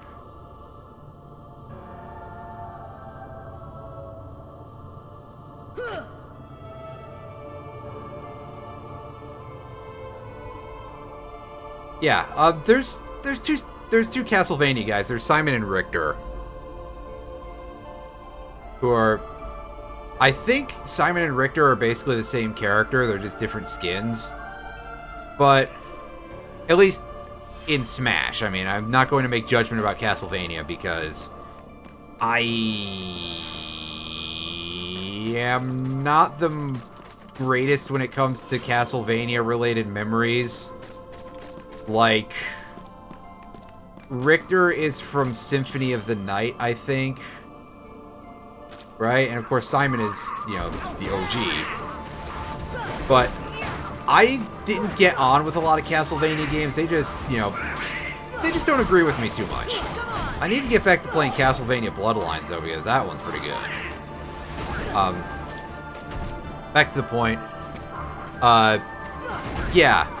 You are absolutely correct that there's really only so much when it comes to Geno and Earthworm Jim, and Fire Emblem characters exist in a slightly odd place because each of them really only gets one game, but it's a big series, so there's a lot to draw on, and you can get sort of like almost concept level a little bit with a lot of them, right? You know, it's not just that you're playing as Ike or Byleth or whoever. There's the whole entirety of the concept behind Fire Emblem characters and how they fight in general. Especially, you know, ones that fight in that particular style with those particular weapons. Which is why I really wish they'd bring more axe users into the fold, but or even spear carriers, but I feel like I can only remember a couple of those, which is like Ephraim and, like, I want to say Sigurd had a spear from FE4, but Fire Emblem 4... See, now I'm going to get off on this other weird tangent, that Fire Emblem 4 feels like it sits in this very weird position where Fire Emblem 4, there is an incredibly vocal fan base for it. Like, there's a lot of people who are like, oh, Fire Emblem 4 is the peak of the series, or that was the best one that I ever played, or whatever. And interestingly, Insys has made no real inquest or inroad whatsoever about the potential for, like, a remake of it, or it's not available on the eShop or the Nintendo Switch Online platform or anything like that. Which is, you know, really sad, but yeah. And that's the thing, as much as Smash is now increasingly about celebrating all of gaming, there's a certain level that you get to that will make you eligible more for, like,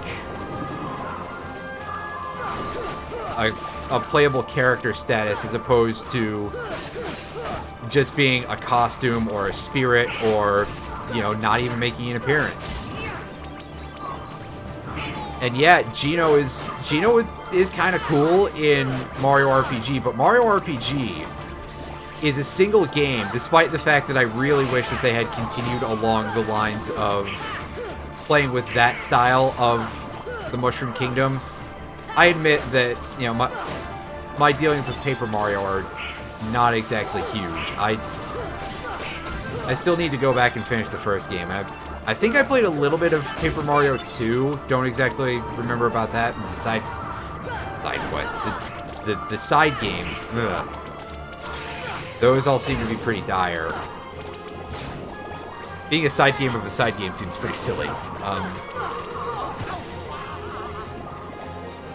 Yeah, so sorry I'm taking a moment here to catch up with things. I'm slightly flustered by the fact that I may have hit a point of no return. So, yeah, rolling back a little bit, yeah.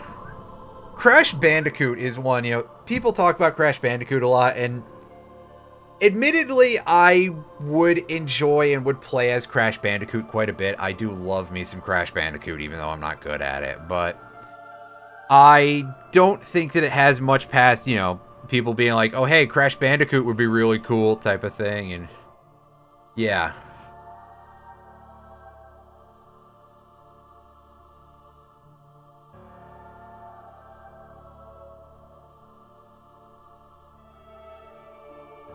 Richter has a slightly different holy water. I did not know that to be the case because I didn't play around with Simon or Richter too much, admittedly.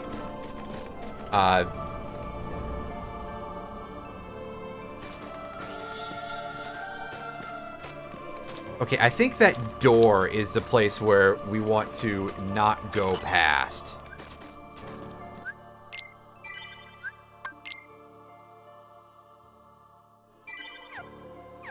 And yeah, and also just the fact that in general, Minecraft is a much, you know, it's a very big thing in general, and it's still very popular. I mean, and I don't just mean that in the sense of like, oh, you know, every time you look at Twitter, you see something weird trending. Oh, it turns out it's fucking Dream or whatever. No, I'm talking about this more in the sense of like, I mean, Minecraft is still, like, what, 11 years old and still going strong among audiences of all ages for all sorts of reasons, vanilla and modded.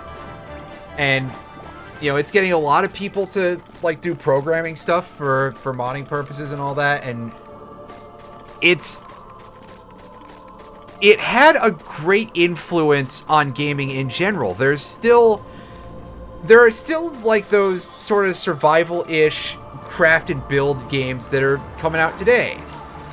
You know, I know that some people would argue, and certainly if I ever were to corner Redigit and say it to him or ask him about it, he would absolutely, you know, complain, and then he'd bitch at me about my torch usage. But Terraria, for example, I do not think would exist without Minecraft. And that's one of the ones that's, like, good and popular. And Starbound, too, in similar ways, but that's more because of Terraria. And, you know, it had a major thumb on the scale when it comes to video games. Not just in terms of, like, oh, it's big and everything.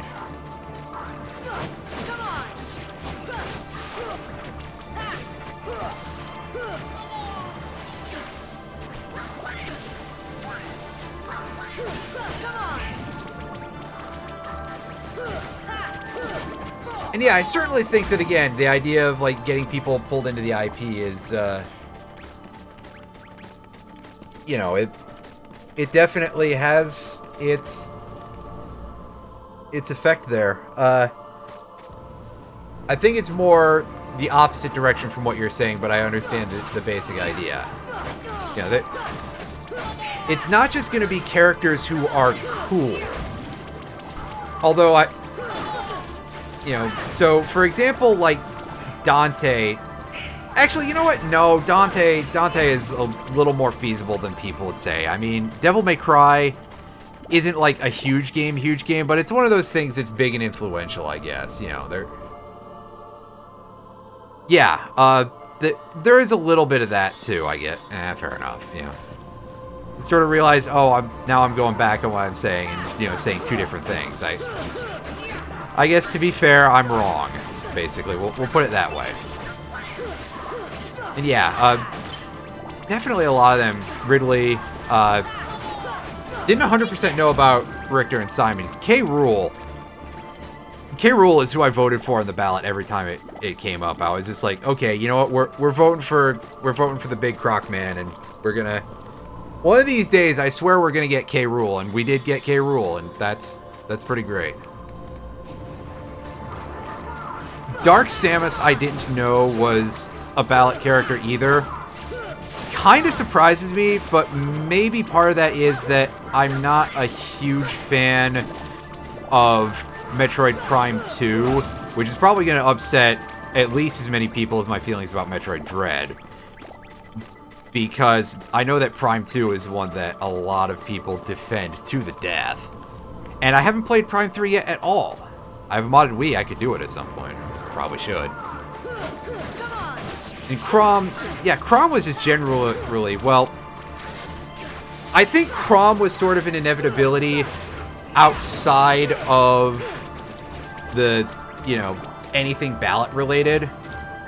Just by virtue of the fact that, you know, say what you will, Nintendo is going to take from their own first, and they will absolutely look at the fact that Awakening basically pulled the Fire Emblem series, you know, from the jaws of death. And they'll just be like, okay, we have to get at least one representative in here specifically of this game, and probably more. And, like, I know a lot of people, an amount that I would say is, like, absolutely absurd, who have only ever played Fire Emblem games from Awakening forwards. I also know a shocking percentage of people who have only ever played Three Houses.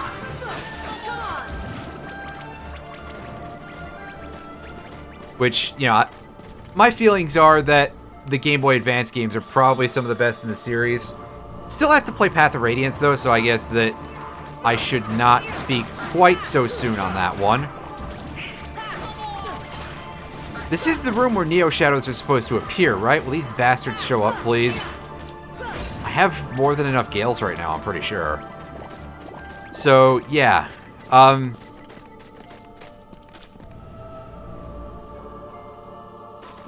Yeah. Ridley, though, definitely, Ridley is, like, probably the... Ridley, I think, is absolutely the one that is the most blatantly, you know, popularity related. Not that Ridley wouldn't have, like, a huge chance of being in Smash anyway, just by virtue of the fact that Metroid is... Well, Nintendo's dealings with Metroid have always been very weird, but I get... You know, I do get the feeling that they understand how big of a deal it is to a lot of people. Because, and for me, the thing that really clinched that was, you know, nothing to do with any of the numbers or anything that I know about. But more specifically the fact that I was reminded again fairly recently, probably in light of the Sora announcement. In fact, it was definitely in light of the Sora announcement. That of the way that they announced Ridley being in Smash, and the fact that his trailer, his tagline was "Ridley hits the big time." They knew that Ridley was like this big gag, and they must have known that people would have just absolutely gone apeshit for Ridley. Although, I mean, come to think of it, I feel like that "oh, Ridley is too big to be in Smash" thing is... Like, I must be fucking insane, because I see that and I'm like, no. Ridley is... Like, I think about how the size of Ridley in Super Metroid, and Ridley is, like, maybe 2 Samuses tall. Maybe as much as 3 at most. You know, Ridley is big, but not, like, you know... If you want to talk about too big to fail, you're talking about fucking Kraid.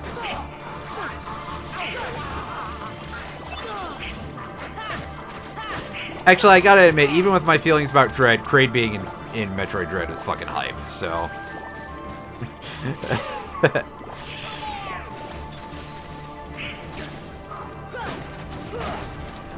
So, you know, Ridley is, like, a, you know, definitely could fit a little bit, and yeah.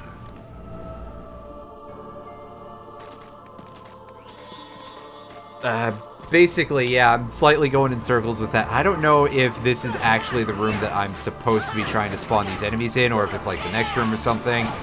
But the next room is the end game sequence, right? I think it is. I probably should like get a more in-depth guide than just looking at the Kingdom Hearts wiki. Because, you know, that's just what I have tabs open for. Linked Worlds is the name of this room.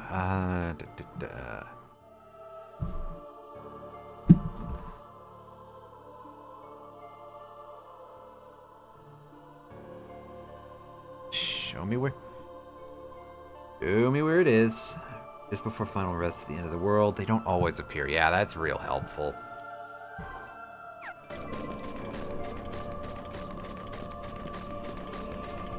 This the one? Yeah. Okay, so this is the correct room according to what I just saw on the Google here. And again, assuming that to be correct, well...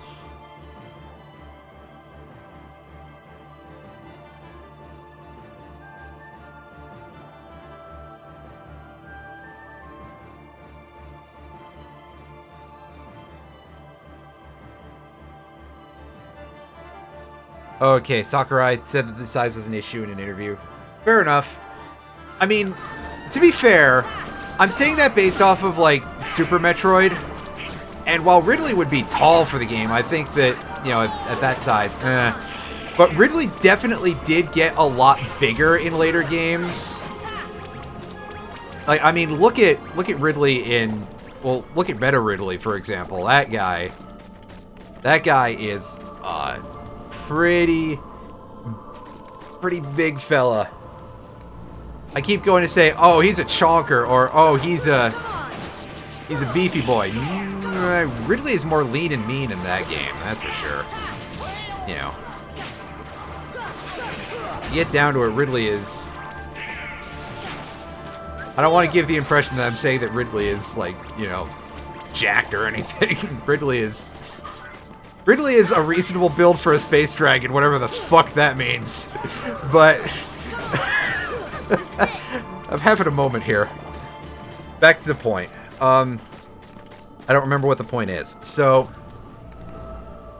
Smash Brothers, basically, let's just say that to get a character into Smash Brothers, a lot of factors have to line up. And I do think that it has to be a little bit more than winning a popularity contest in most cases. Learn Tech Boost. Ooh, is that going to give me... Is that an ability to give me more EXP at level, like, 81 or something? Game, you're being silly.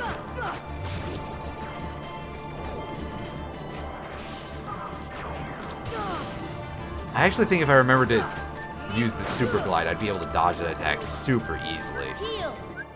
Abilities, alright. Let's go in here and check that Tech Boost is in fact the thing that I'm thinking of. Yeah, increased tech points obtained by parrying enemy attacks. You know what? Let's go ahead and let's equip that. I think I have... Yeah, I have another Tech Boost equipped too, so... He's built like Red Eye's Black Dragon. Yeah, actually, you are correct about that, because... You know... Red Eyes is definitely a little bit on the slimmer side of things.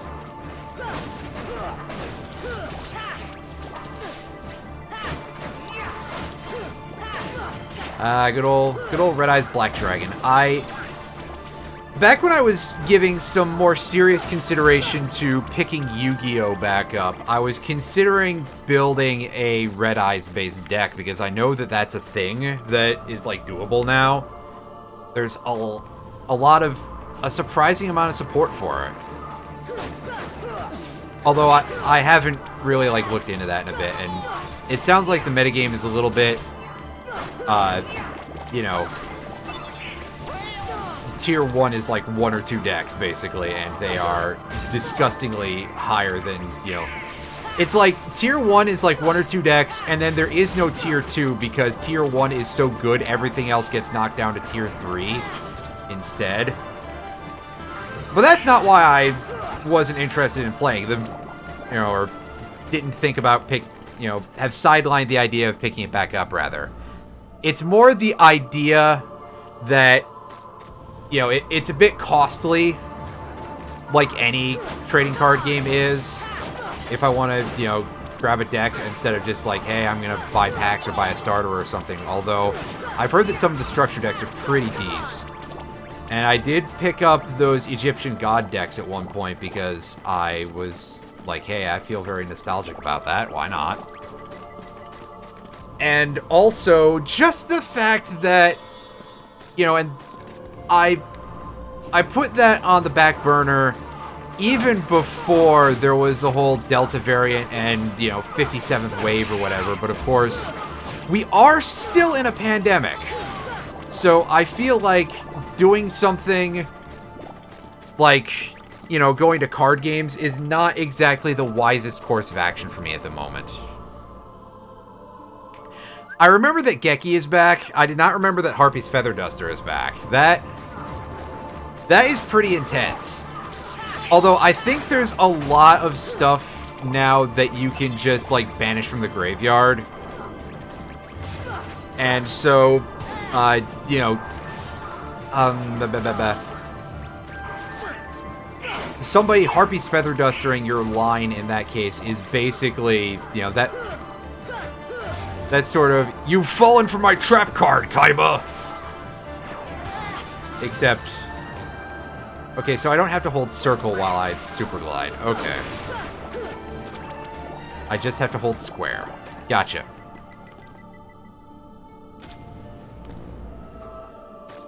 But yeah, I do remember that Geki was back at 1, and I saw that, and I was like, you're kidding me, right? That's insane! And then I was looking at some of the other stuff that was available at the time, and, like... I forget what it was that made me go like, oh, okay, yeah, that can actually be helpful if your opponent does it to you at the right time. I think it was probably the Cleefort deck, because, you know, I was just like, that's... I saw those and I was like, that's so cool! Just by virtue of, like, the idea, and then reading up on the fact that, you know, what it's actually based off of, I was like, they let them get away with this in English? But that's a whole other story. You know, it's definitely not as absurdly broken as it used to be. There's, you know, I think the term that is commonly used for them is floater monsters a lot of the time, but basically something that if you kill it, it gets replaced. I think calling it a floater is a bit of a bad idea because, well, you know, never mind. That's a bit of a questionable joke. Anyway, point is, yeah, a little shocking to see that back, but on the other hand, there's reasons for it because it's not quite as disgusting, and depending on what your opponent is playing, you can actually help them out quite a lot with that. In fact, I think that Yu-Gi-Oh! Has a lot of, like, good use of design space for a lot of stuff like that, you know, looks like it shouldn't help you, but it actually does quite a bit. Like, Tyranno Infinity, for example, is one that I really just love as a card concept, where it's just like, okay,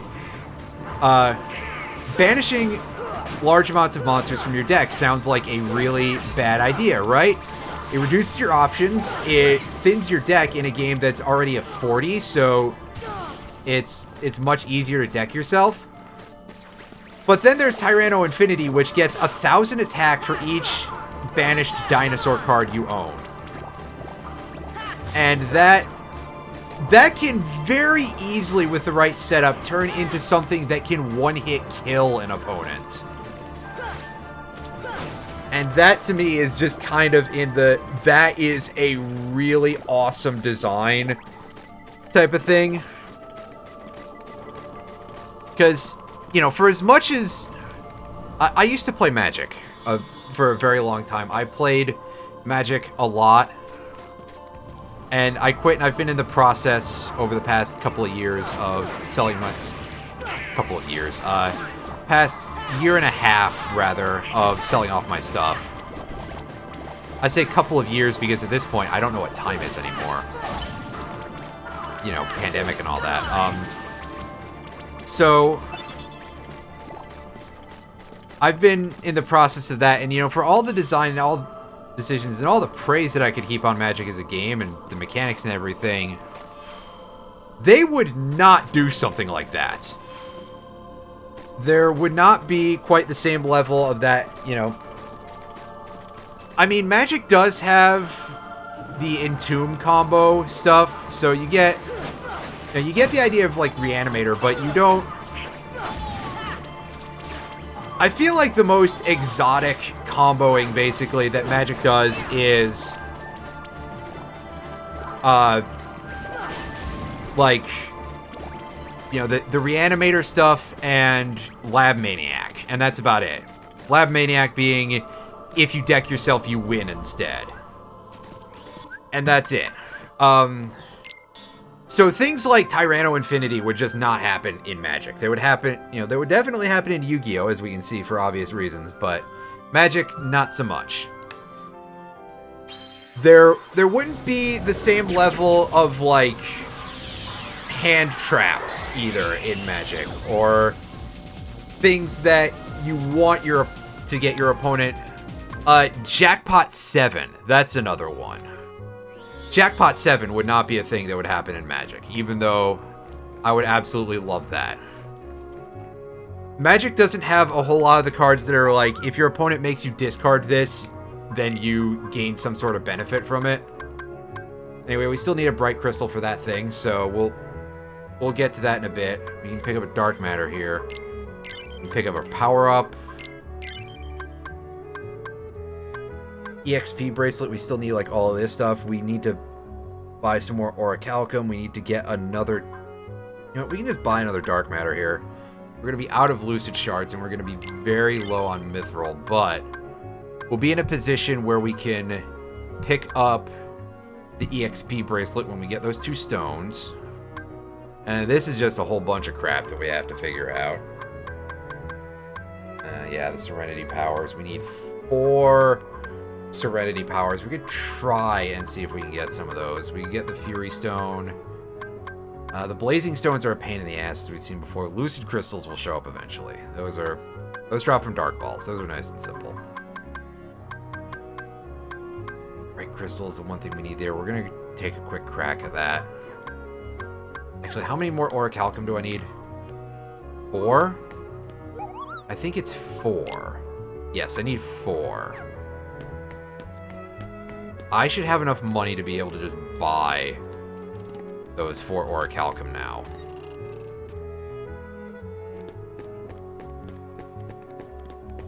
I mean, obviously Magic doesn't have, like, the set stuff either, so a lot of the... Just exile it from your graveyard. The closest thing you get is Flashback, but Flashback is not, like, something that is very strategic in a lot of ways. I mean... In as much as you get to recast a spell, yes, but, you know, in the sense of like, oh, hey, you can try to trick your opponent into getting rid of this trap card, and then, oh, whoops, its more powerful effect is me removing it from my graveyard. You know, that's not really a thing in Magic. So, yeah, Yu-Gi-Oh! Has some pretty interesting design spaces that are used for it. Another thing that I like seeing about Yu-Gi-Oh! Is just seeing the fact that like fusion monsters are coming back into being a thing, or you know, have been for a couple of years, and all of the extra deck mechanics.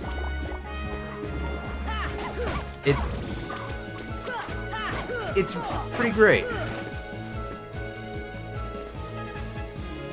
Alright, so there should be one more of the Sniper Wilds up here. I don't need these Power Stones, but I pretty much just, I see these fellas and I gotta do this.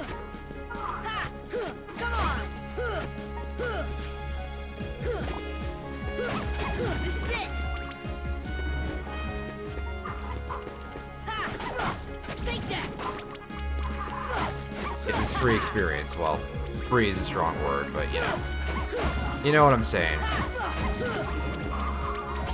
We got up to 11 kills. That's okay. I wanted to come in here rather and try to get this Bright Crystal again. Come on, you know what? We've got the Defender, so I suppose that I can't ask for too much, but also I do need this. Nothing? Nothing. Dang.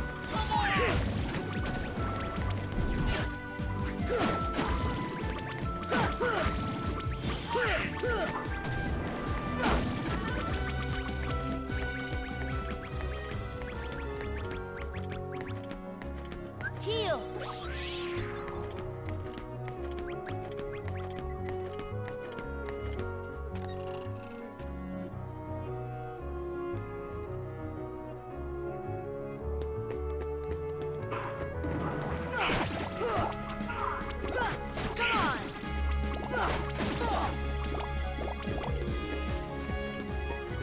Alright, so let's figure out what we're gonna do next, I guess. How is it? We're off to a point. We're doing pretty alright. Our main thing that we're working on right now is working on our synthesis list, because we need to get all 30 of those synthesized in order to be able to synthesize the ultimate weapon. And we're trying to do that with this playthrough. And yeah, the Dazzling Stone, I haven't really tried for that yet. Frost Gems, Thunder Gems, I could go to Atlantica and try to farm up those. That is a place where I think we can get stop arts also. I think we need all of the spell arts from the mushrooms. So I guess we're going to Atlantica. I'm going to a place where I can get my VOD copyright claimed when I put it on YouTube for not even really having the actual track of Under the Sea, which obviously it's not really, it's an arrange, but for just having the melody of it, apparently. Apparently that can get you if the YouTube copyright bots feel like it. So that's real nice of them. I'm going into, I think... Yeah, it's way overkill. Like, I understand that written songs are copyrighted, so... I mean, I do... You know, in as much as I understand why copyright in general, basically, because, I mean, I have issues about copyright and how it's executed in quite a few cases. So in as much as I understand that, I do understand why that is the case, basically. But it is also wildly overzealous. And it's almost like copyright is broken, you know? Because there was that thing a few years ago with somebody, like, you know, karaokeing a Beyonce song in a really low-quality recording on YouTube, and it got copyright struck, which is absolutely motherfucking absurd. It, you know, who is it hurting, right? Exactly. It's just, it's there. It's, you know... These things are a part of our culture, and I think that level of regulation, you know, there is a difference between dropping the hammer on pirates who are, you know, doing that, and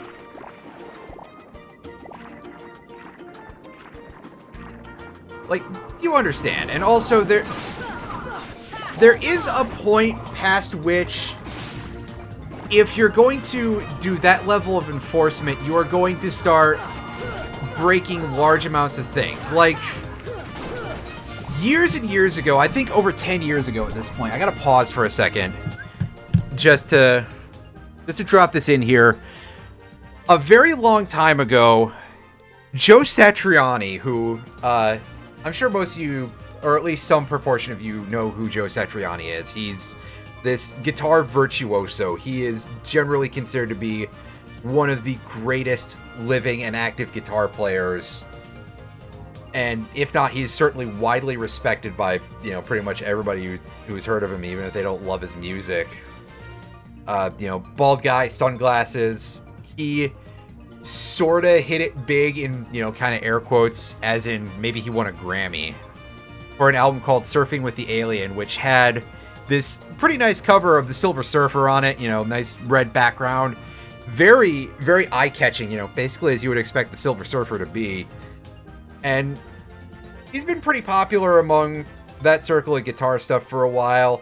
Played with Deep Purple for a very brief period. Not on any of the studio albums, sadly, but...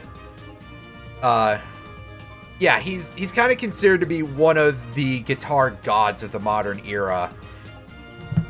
Many years ago, he leveled a lawsuit against Coldplay for I forget if it was specifically for the song Viva La Vida or if it was for a song from the album Viva La Vida.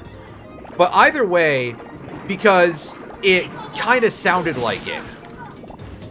And while I'm sure that Chris Martin or whoever is writing songs for Coldplay knows of Joe Satriani and probably can, you know, tell you a little bit about some of his music, the idea of it being intentional is absolutely fucking laughable, because, you know, Satriani's songwriting does not jive well with Coldplay's style of music. We'll put it that way. So,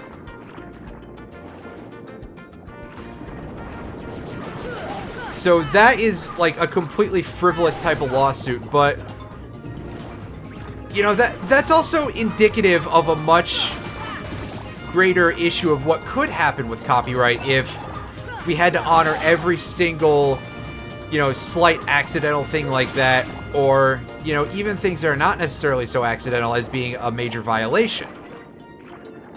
Is that we would very quickly reach a point where you just could not write songs because there is a certain level at which, you know, they say that there are only so many songs that you can write, and up to a point that's true because there's only so much that sounds good to the human ear. Like, you know, there's certain types of songs that just would not be written outside of like experimental stuff, and it would basically bring a halt to songwriting entirely. Oh, hello there, Space Cocoon. You caught me in the middle of a very strange conversation indeed. How are you? I hope you're doing well, and the same to the rest of your everybody in the... Oh, So, do these just... I was gonna say, these aren't just one-shots, are they? Maybe they are. Do these white mushrooms act differently from all the others? That's really, really funky if so.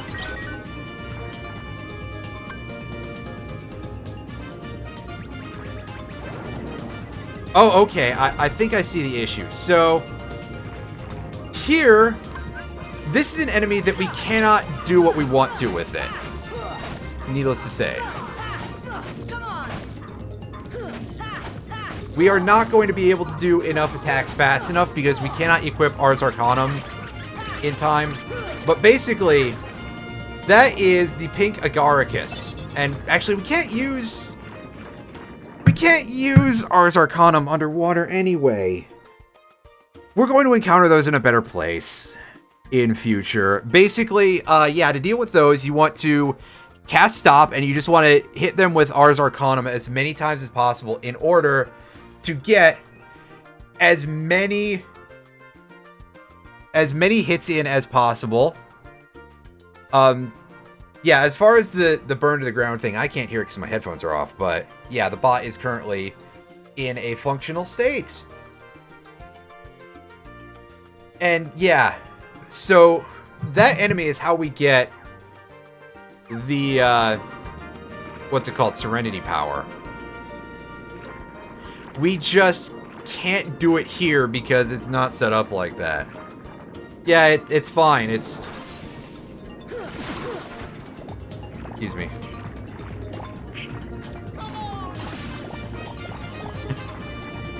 Okay, we unfortunately don't have a huge group or like a big need for it. You know, we're not in the depths of anything too horrible yet. This is just... It's just Kingdom Hearts. You know, we're just grinding things out. We're just being a little bit disappointed. That enemy is apparently how we burn to the ground. Yeah, that's how we burn our MP meter to the ground. That's for damn sure. That enemy, by the way, is why I wanted to get the Diamond Dust Keyblade way back when. Did I already show that off or not?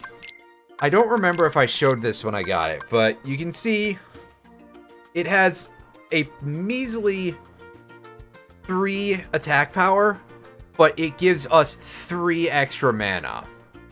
That thing is useful for a very small number of purposes, but that is one of them. Anyway, we got our Frost Gems. I guess we can't and our Thunder Gems, right? Yeah. So I guess maybe we can't pick up Stop Arts here, because those white mushrooms did not behave the way they normally do. I think that might be replaced with the Agaricus once they switch over to Final Mix, which is unfortunate. I would love to get hold of an easy stop arts there. And or, you know, potential mystery goo, because they can drop that. And that would make my life a lot easier than having to do the thing I'm real bad at. And by the way, yes, I did see you dropping all of your raid emotes in there, Weaver system. Welcome aboard. And to anyone else who is watching as well, welcome aboard. You can say things if you want to. I just don't have much to say right now. We are grinding out. We're grinding out some materials and stuff. No saltpeter. I don't think we had any at any real point. I don't think it got used for batteries. Our batteries have been all lithium and cadmium so far. And using tin and red alloy to make the actual battery parts, of course. So yeah, I don't think any saltpeter would have gotten sucked into batteries then. Yeah, so I suppose we just didn't have any. Maybe it is available in an ore. Maybe it is derived from something else. So if that is what you are looking for, Chief, you're gonna have to poke around a little bit in terms of some other stuff. Let's head over to Neverland and see if we cannot get into a battle with the old jet balloons here, because that's something else we don't have yet. Are the dazzling stones, right? Yeah, dazzling stones. Is that open? Yeah, only found on the deck of the ship.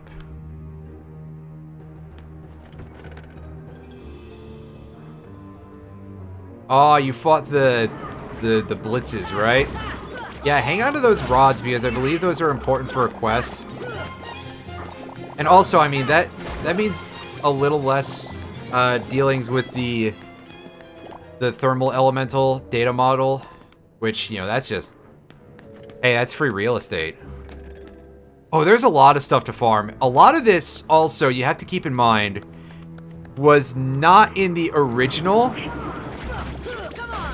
We're playing the Final Mix version. We're playing the PS4 port of it, of course, because Final Mix was originally a thing on PS2, but only as a Japanese disc. So, you know, that was something that really did not filter down to America very much until we got re-releases of it on other consoles.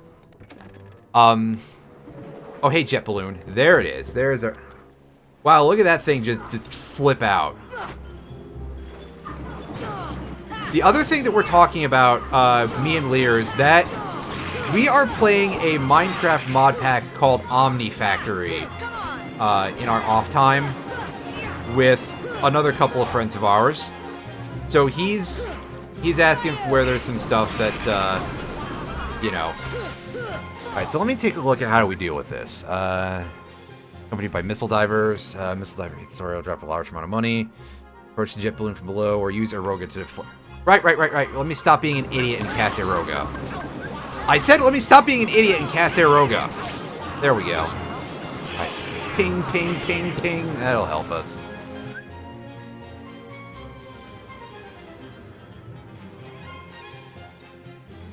Okay, so we're going to want to try and lure this thing back over the ship. And we're going to try and give it the old Stopka. Oh, did it teleport away? Did it leave this plane of existence? Wow, how rude. I just finally figured out reading the rest of the instructions.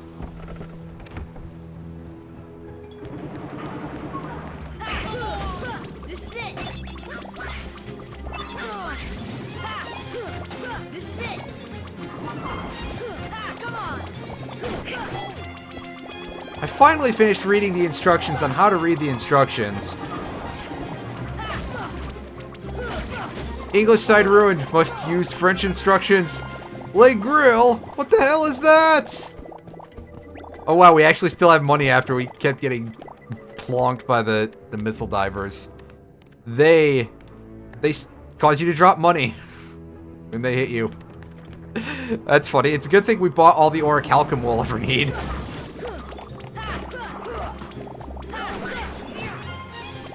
And that we don't need, excuse me, that we don't need any more frost stones, because those, you know, those use healing items and it costs a little bit of money. This split you sold me is making me choke. What? I paid $7.10 for this split. Will you at least call it a banana split, you dumb wad? Hey, spare me your gutter mouth.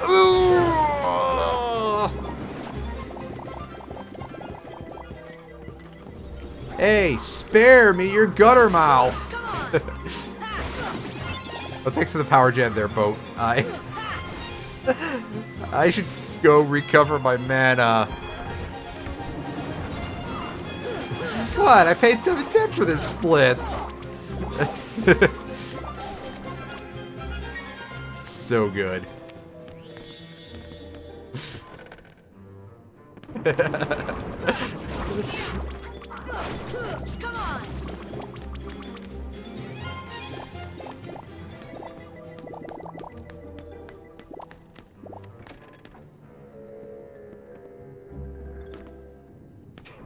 Oh, I think you're going a little crazy here, sir.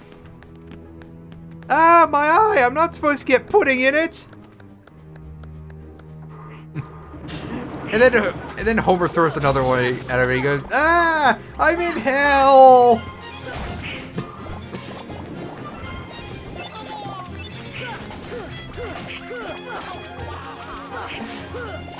That's how I feel a lot of the time, is just I'm in hell. Ah.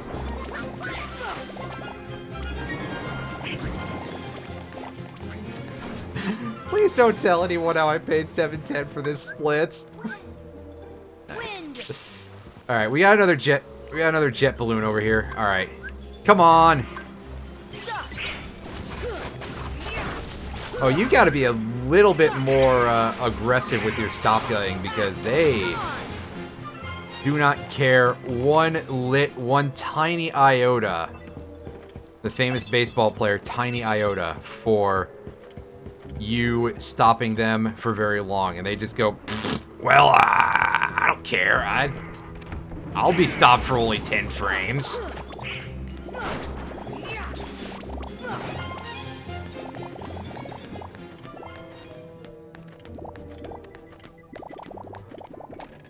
Zeptogrim. Yeah, there you go.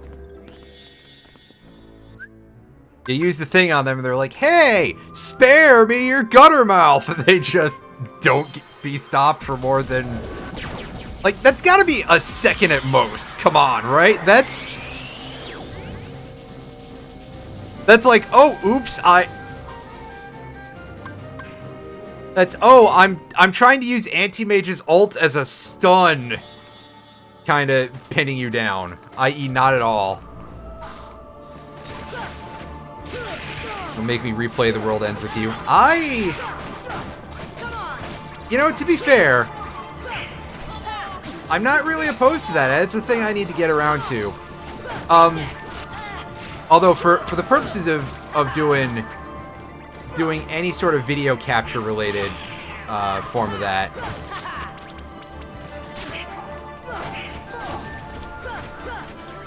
does it play well on like any of the DS emulators? I run Melon DS as my regular DS emulator most of the time.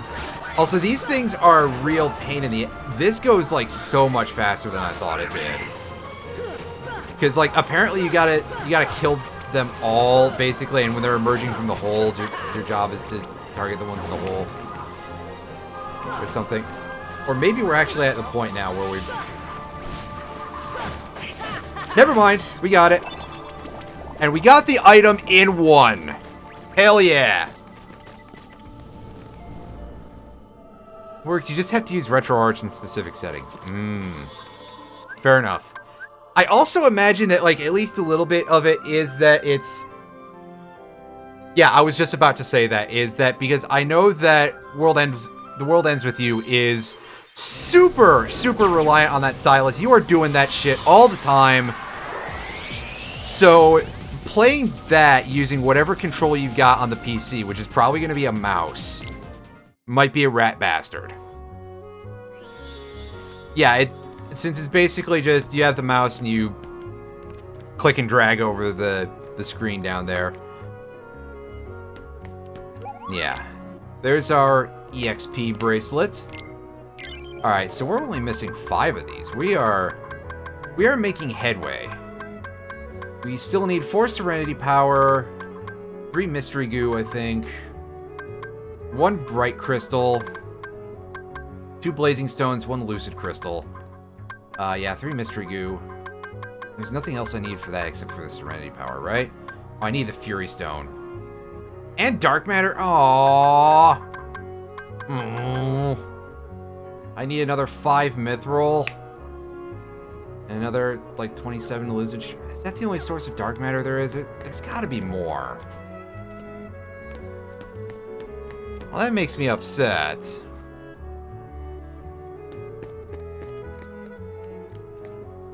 Yeah, that's what I was saying is, yeah, because you gotta do, like, actual stuff while you're doing the stylus, so...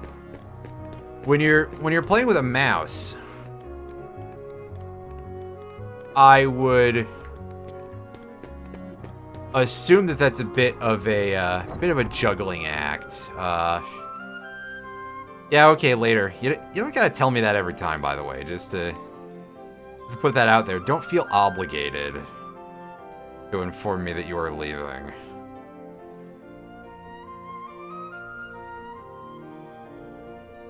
Fury Stone is in Wonderland.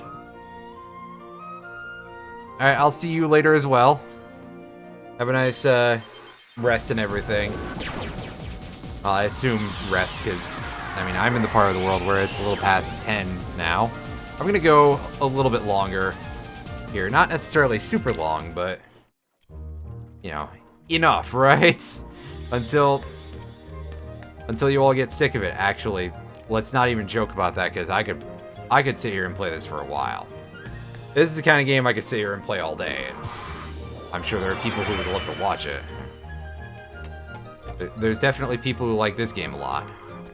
And the other Kingdom Hearts games. But, well, saying that, this one I suspect is not nearly as well loved as most of the other mainline. Hi, Lethal. Dunno! He's back. You know who else is back? Waiting around for Shadows to show up in this particular room, because we're just gonna keep trying to go in and out here and see what happens.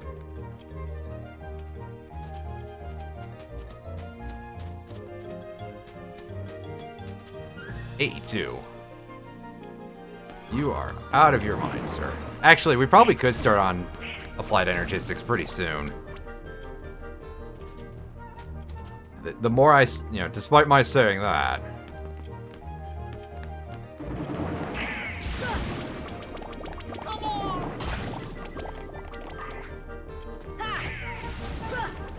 I mean, I can't take too long. I gotta wait around to get canceled for my feelings about Metroid Dread.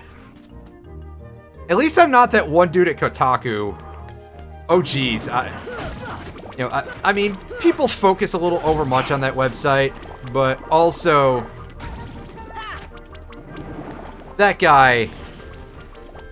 I'd feel bad if he wasn't so wrong.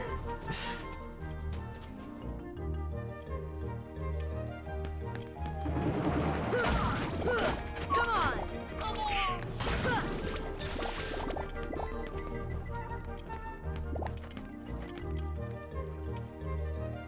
We're gonna try rotating through this way and see if that changes things.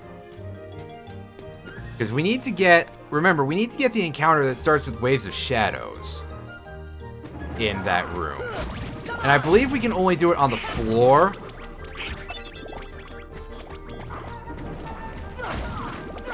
Come on.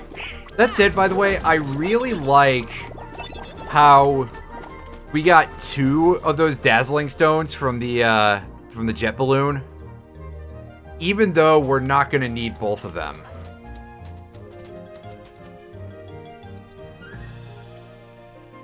Meanwhile, like, everything else around here is super stingy. in this entire game. Just like, oh yeah. Well, I mean, we got the Neo Shadow item pretty fast, at least, so there's that. Also, I suppose that I say we're only going to need the one, and I don't know what Ultima Weapon, what the synthesis for that looks like. I'm sure it's probably just the usual shit of like, oh hey, yeah, you need Mystery Goo and, you know, other expensive things. And the arts books, I believe, are necessary for it, but I don't 100% remember, I suppose. I could be wrong about it. Alright, so after this we should be getting... Oh no, there's one more. Alright, now we should be getting the Chonkers to show up. Here we go. Alright, now don't hit me. None of you. Or, you know, it'll probably still happen, but... We're getting at least a couple of them killed. We got a Lucid Shard. That is not a Fury Stone at all. Dang.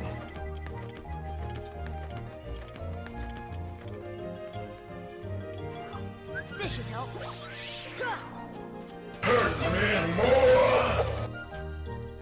Oh.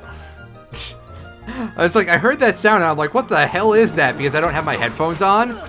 Because I'm getting game audio out of my monitor. And oh yeah, it's old Gray Fox. Expressing my feelings about everything right now. That's it. That's a lot of these games in a nutshell whenever there's this level of grinding.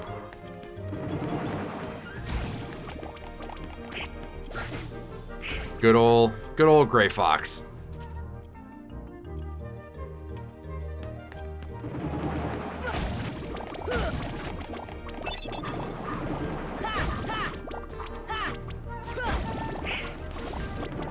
Oh, okay, so there's a defender in here. We have a chance at this bright crystal. Unfortunately, it is only a chance, and we did not actually get it.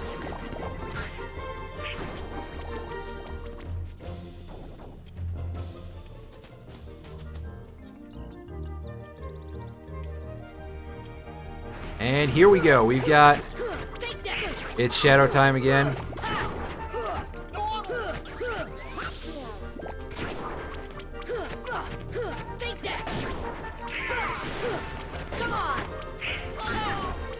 What is that noise? It's not something that's coming out of any of my my audio stuff here, don't worry. You're not hearing something. Alright. One more set here.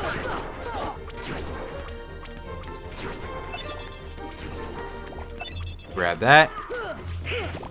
This is it.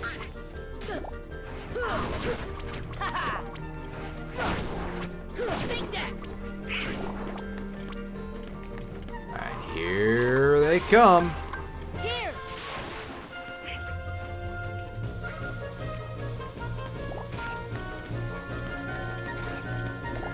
Start hitting the button. Bounce, bounce, bounce, and... Alright, if I can get fewer of these fellas porting out. Alright, ignore the one on the chair. Fire. Alright, so I think that 50 tech points from that last one means that we killed 5. And we did get our Fury Stone, and we got another Lucid Shard, so that's nice. The Fury Stone, I think we only need the one, and we're saving that for the EXP earring, if I recall correctly. But, either way, let's get out of here, because I think that's all we need.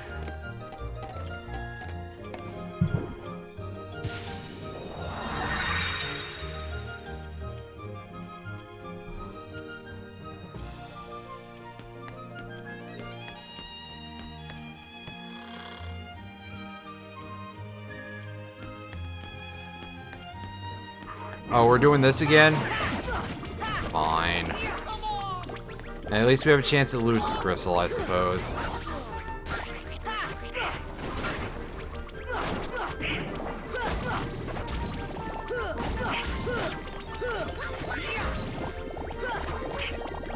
Excuse my yawning. I hope that's not coming through on the mic too much.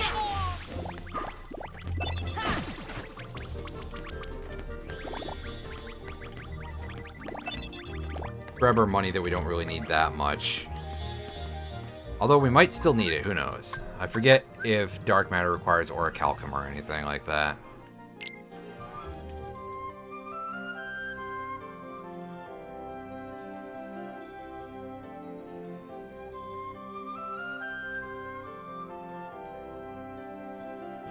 So, with that out of the way, we are going to...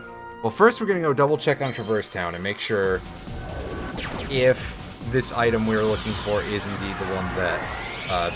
double check about those Fury Stones, rather. If I can piece some words together would be nice. And then, after that, we're going to take a shot at trying to get the Agaricus to show up in Deep Jungle. Alright, show me potato salad. I guess we can also make one last attempt at that Bright Crystal. Alright, yeah, Serenity Power, Dark Matter. We got the Fury Stone, however. And that is only used for that, I believe, out of things that we don't have crafted yet. Yeah, so that needs Mystery Goo, we already know that. That requires another Lucid Crystal and 2 Blazing Stones. And that requires us a Bright Crystal. Requires 3 Serenity Power. Alright.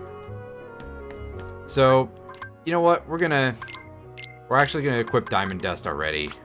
A little early, especially because we're actually gonna go and try to go beat up these defenders again real quick. But hey,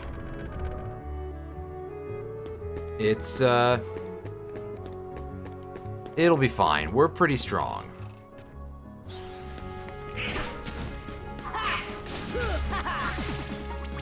I mean, yeah, look at those neat particle effects.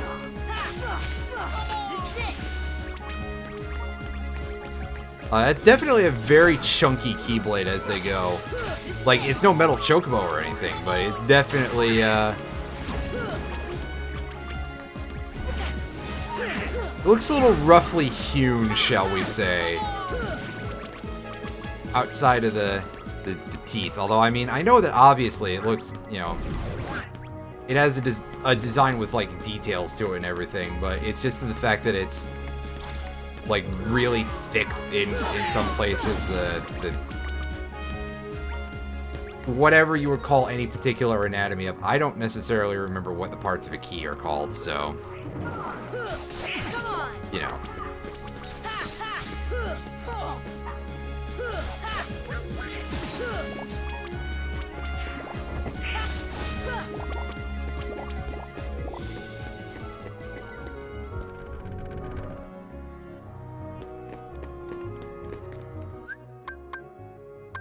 Let's also just go ahead and equip Ars Arcanum right now. There you are. If nothing else, I guess we can show it off or something. I don't know to whom, but...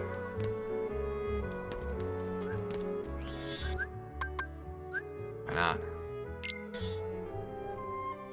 And let's head on over to the Deep Jungle and see what we can get out of this.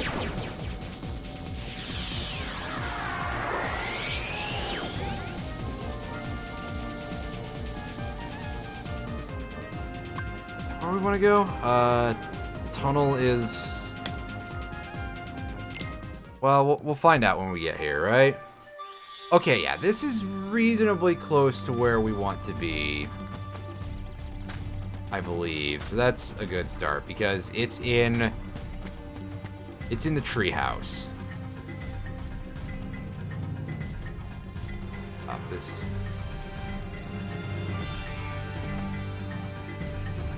I'm going the right way, right? Yeah, there we go, treehouse. Alright. The old treehouse of horrors. Okay, we're getting regular enemies here, which is not what we want if we're going for the Agaric. Go back down, and back in here.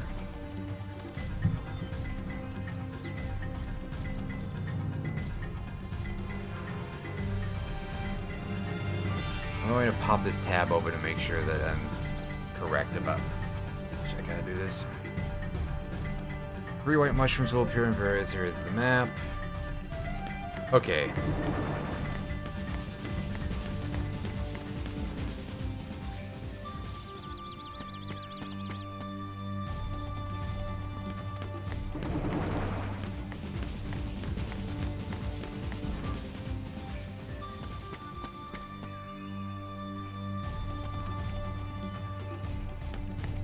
Alright, can you just give me what I want here, please? At least a little bit.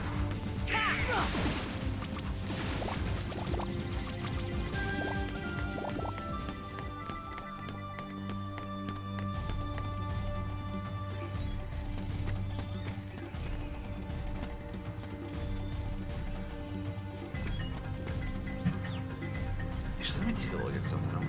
I have 13 MP. I'm going to try and equip some stuff that'll give me a little bit more mana. Because I would like to be able to be in a position where I can attempt to get the prime cap. Which is what you get for getting 100 hits on this thing. I also, you know, let's use a camping set real quick. Or a cottage or something. There we go. Yeah. Alright. So now...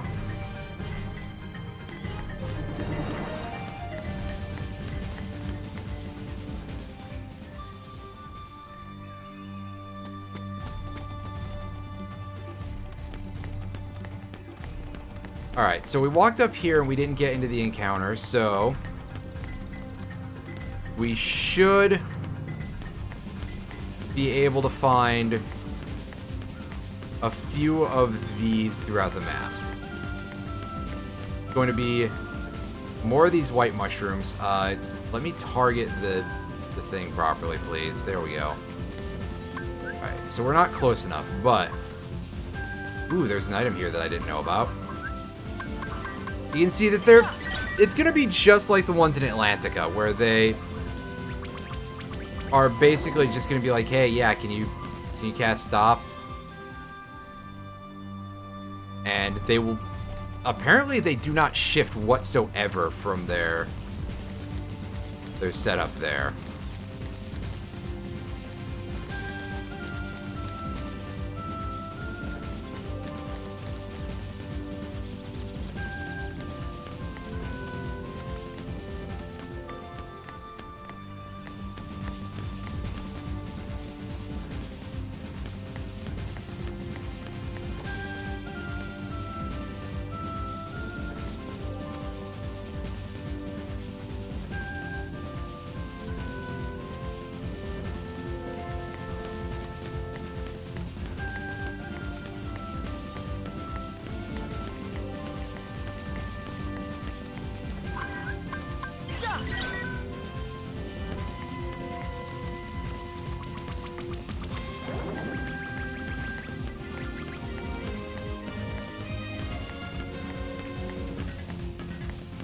So first of all, we're going to go try and get this chest again.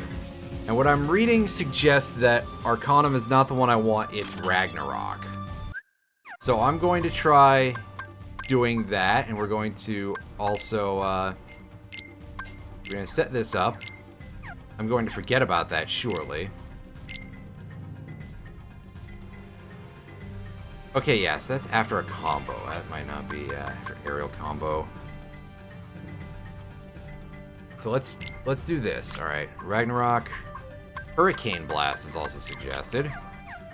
So we're gonna try doing that, and we're gonna see how that does for us. Come on.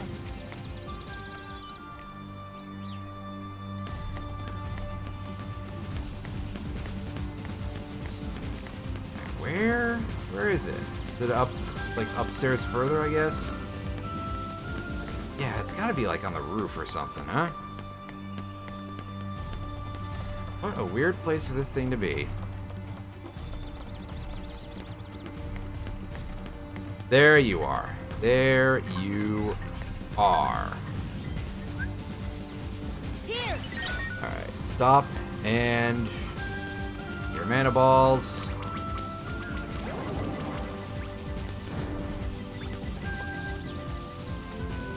Alright. So, before we do this, shield up, Wind. stop, and Sit. Ha, ha. Sit. Ha, ha. Come on. Ha. Power. Come on. alright, well we get to see what Ragnarok looks like. That's pretty neat. Alright. Look at that number go. 69 hits, nice. Oh, hey, this is an interesting little animation. I don't think we got the... didn't get the thing, did we? We didn't get it. Damn it. You jerk. Why are you like this? The no leers, there is no such thing. Come on, man. That's a little over the top, isn't it?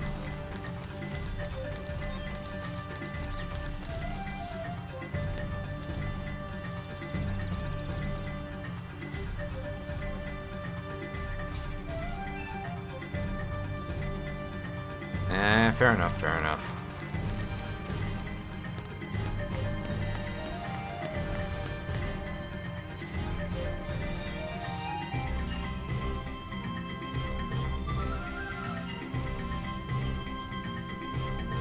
Let's see if we can get another spawn here. Then again, our mana pool is destroyed right now, so that might not be such a good idea.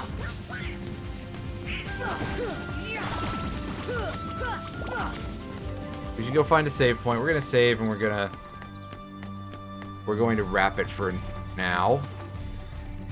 But that's a demonstration of what kind of thing we have to do in order to get this item, this crafting material, synthesis material. I keep saying crafting, even though technically that's not the correct term, even though it makes sense to me or something.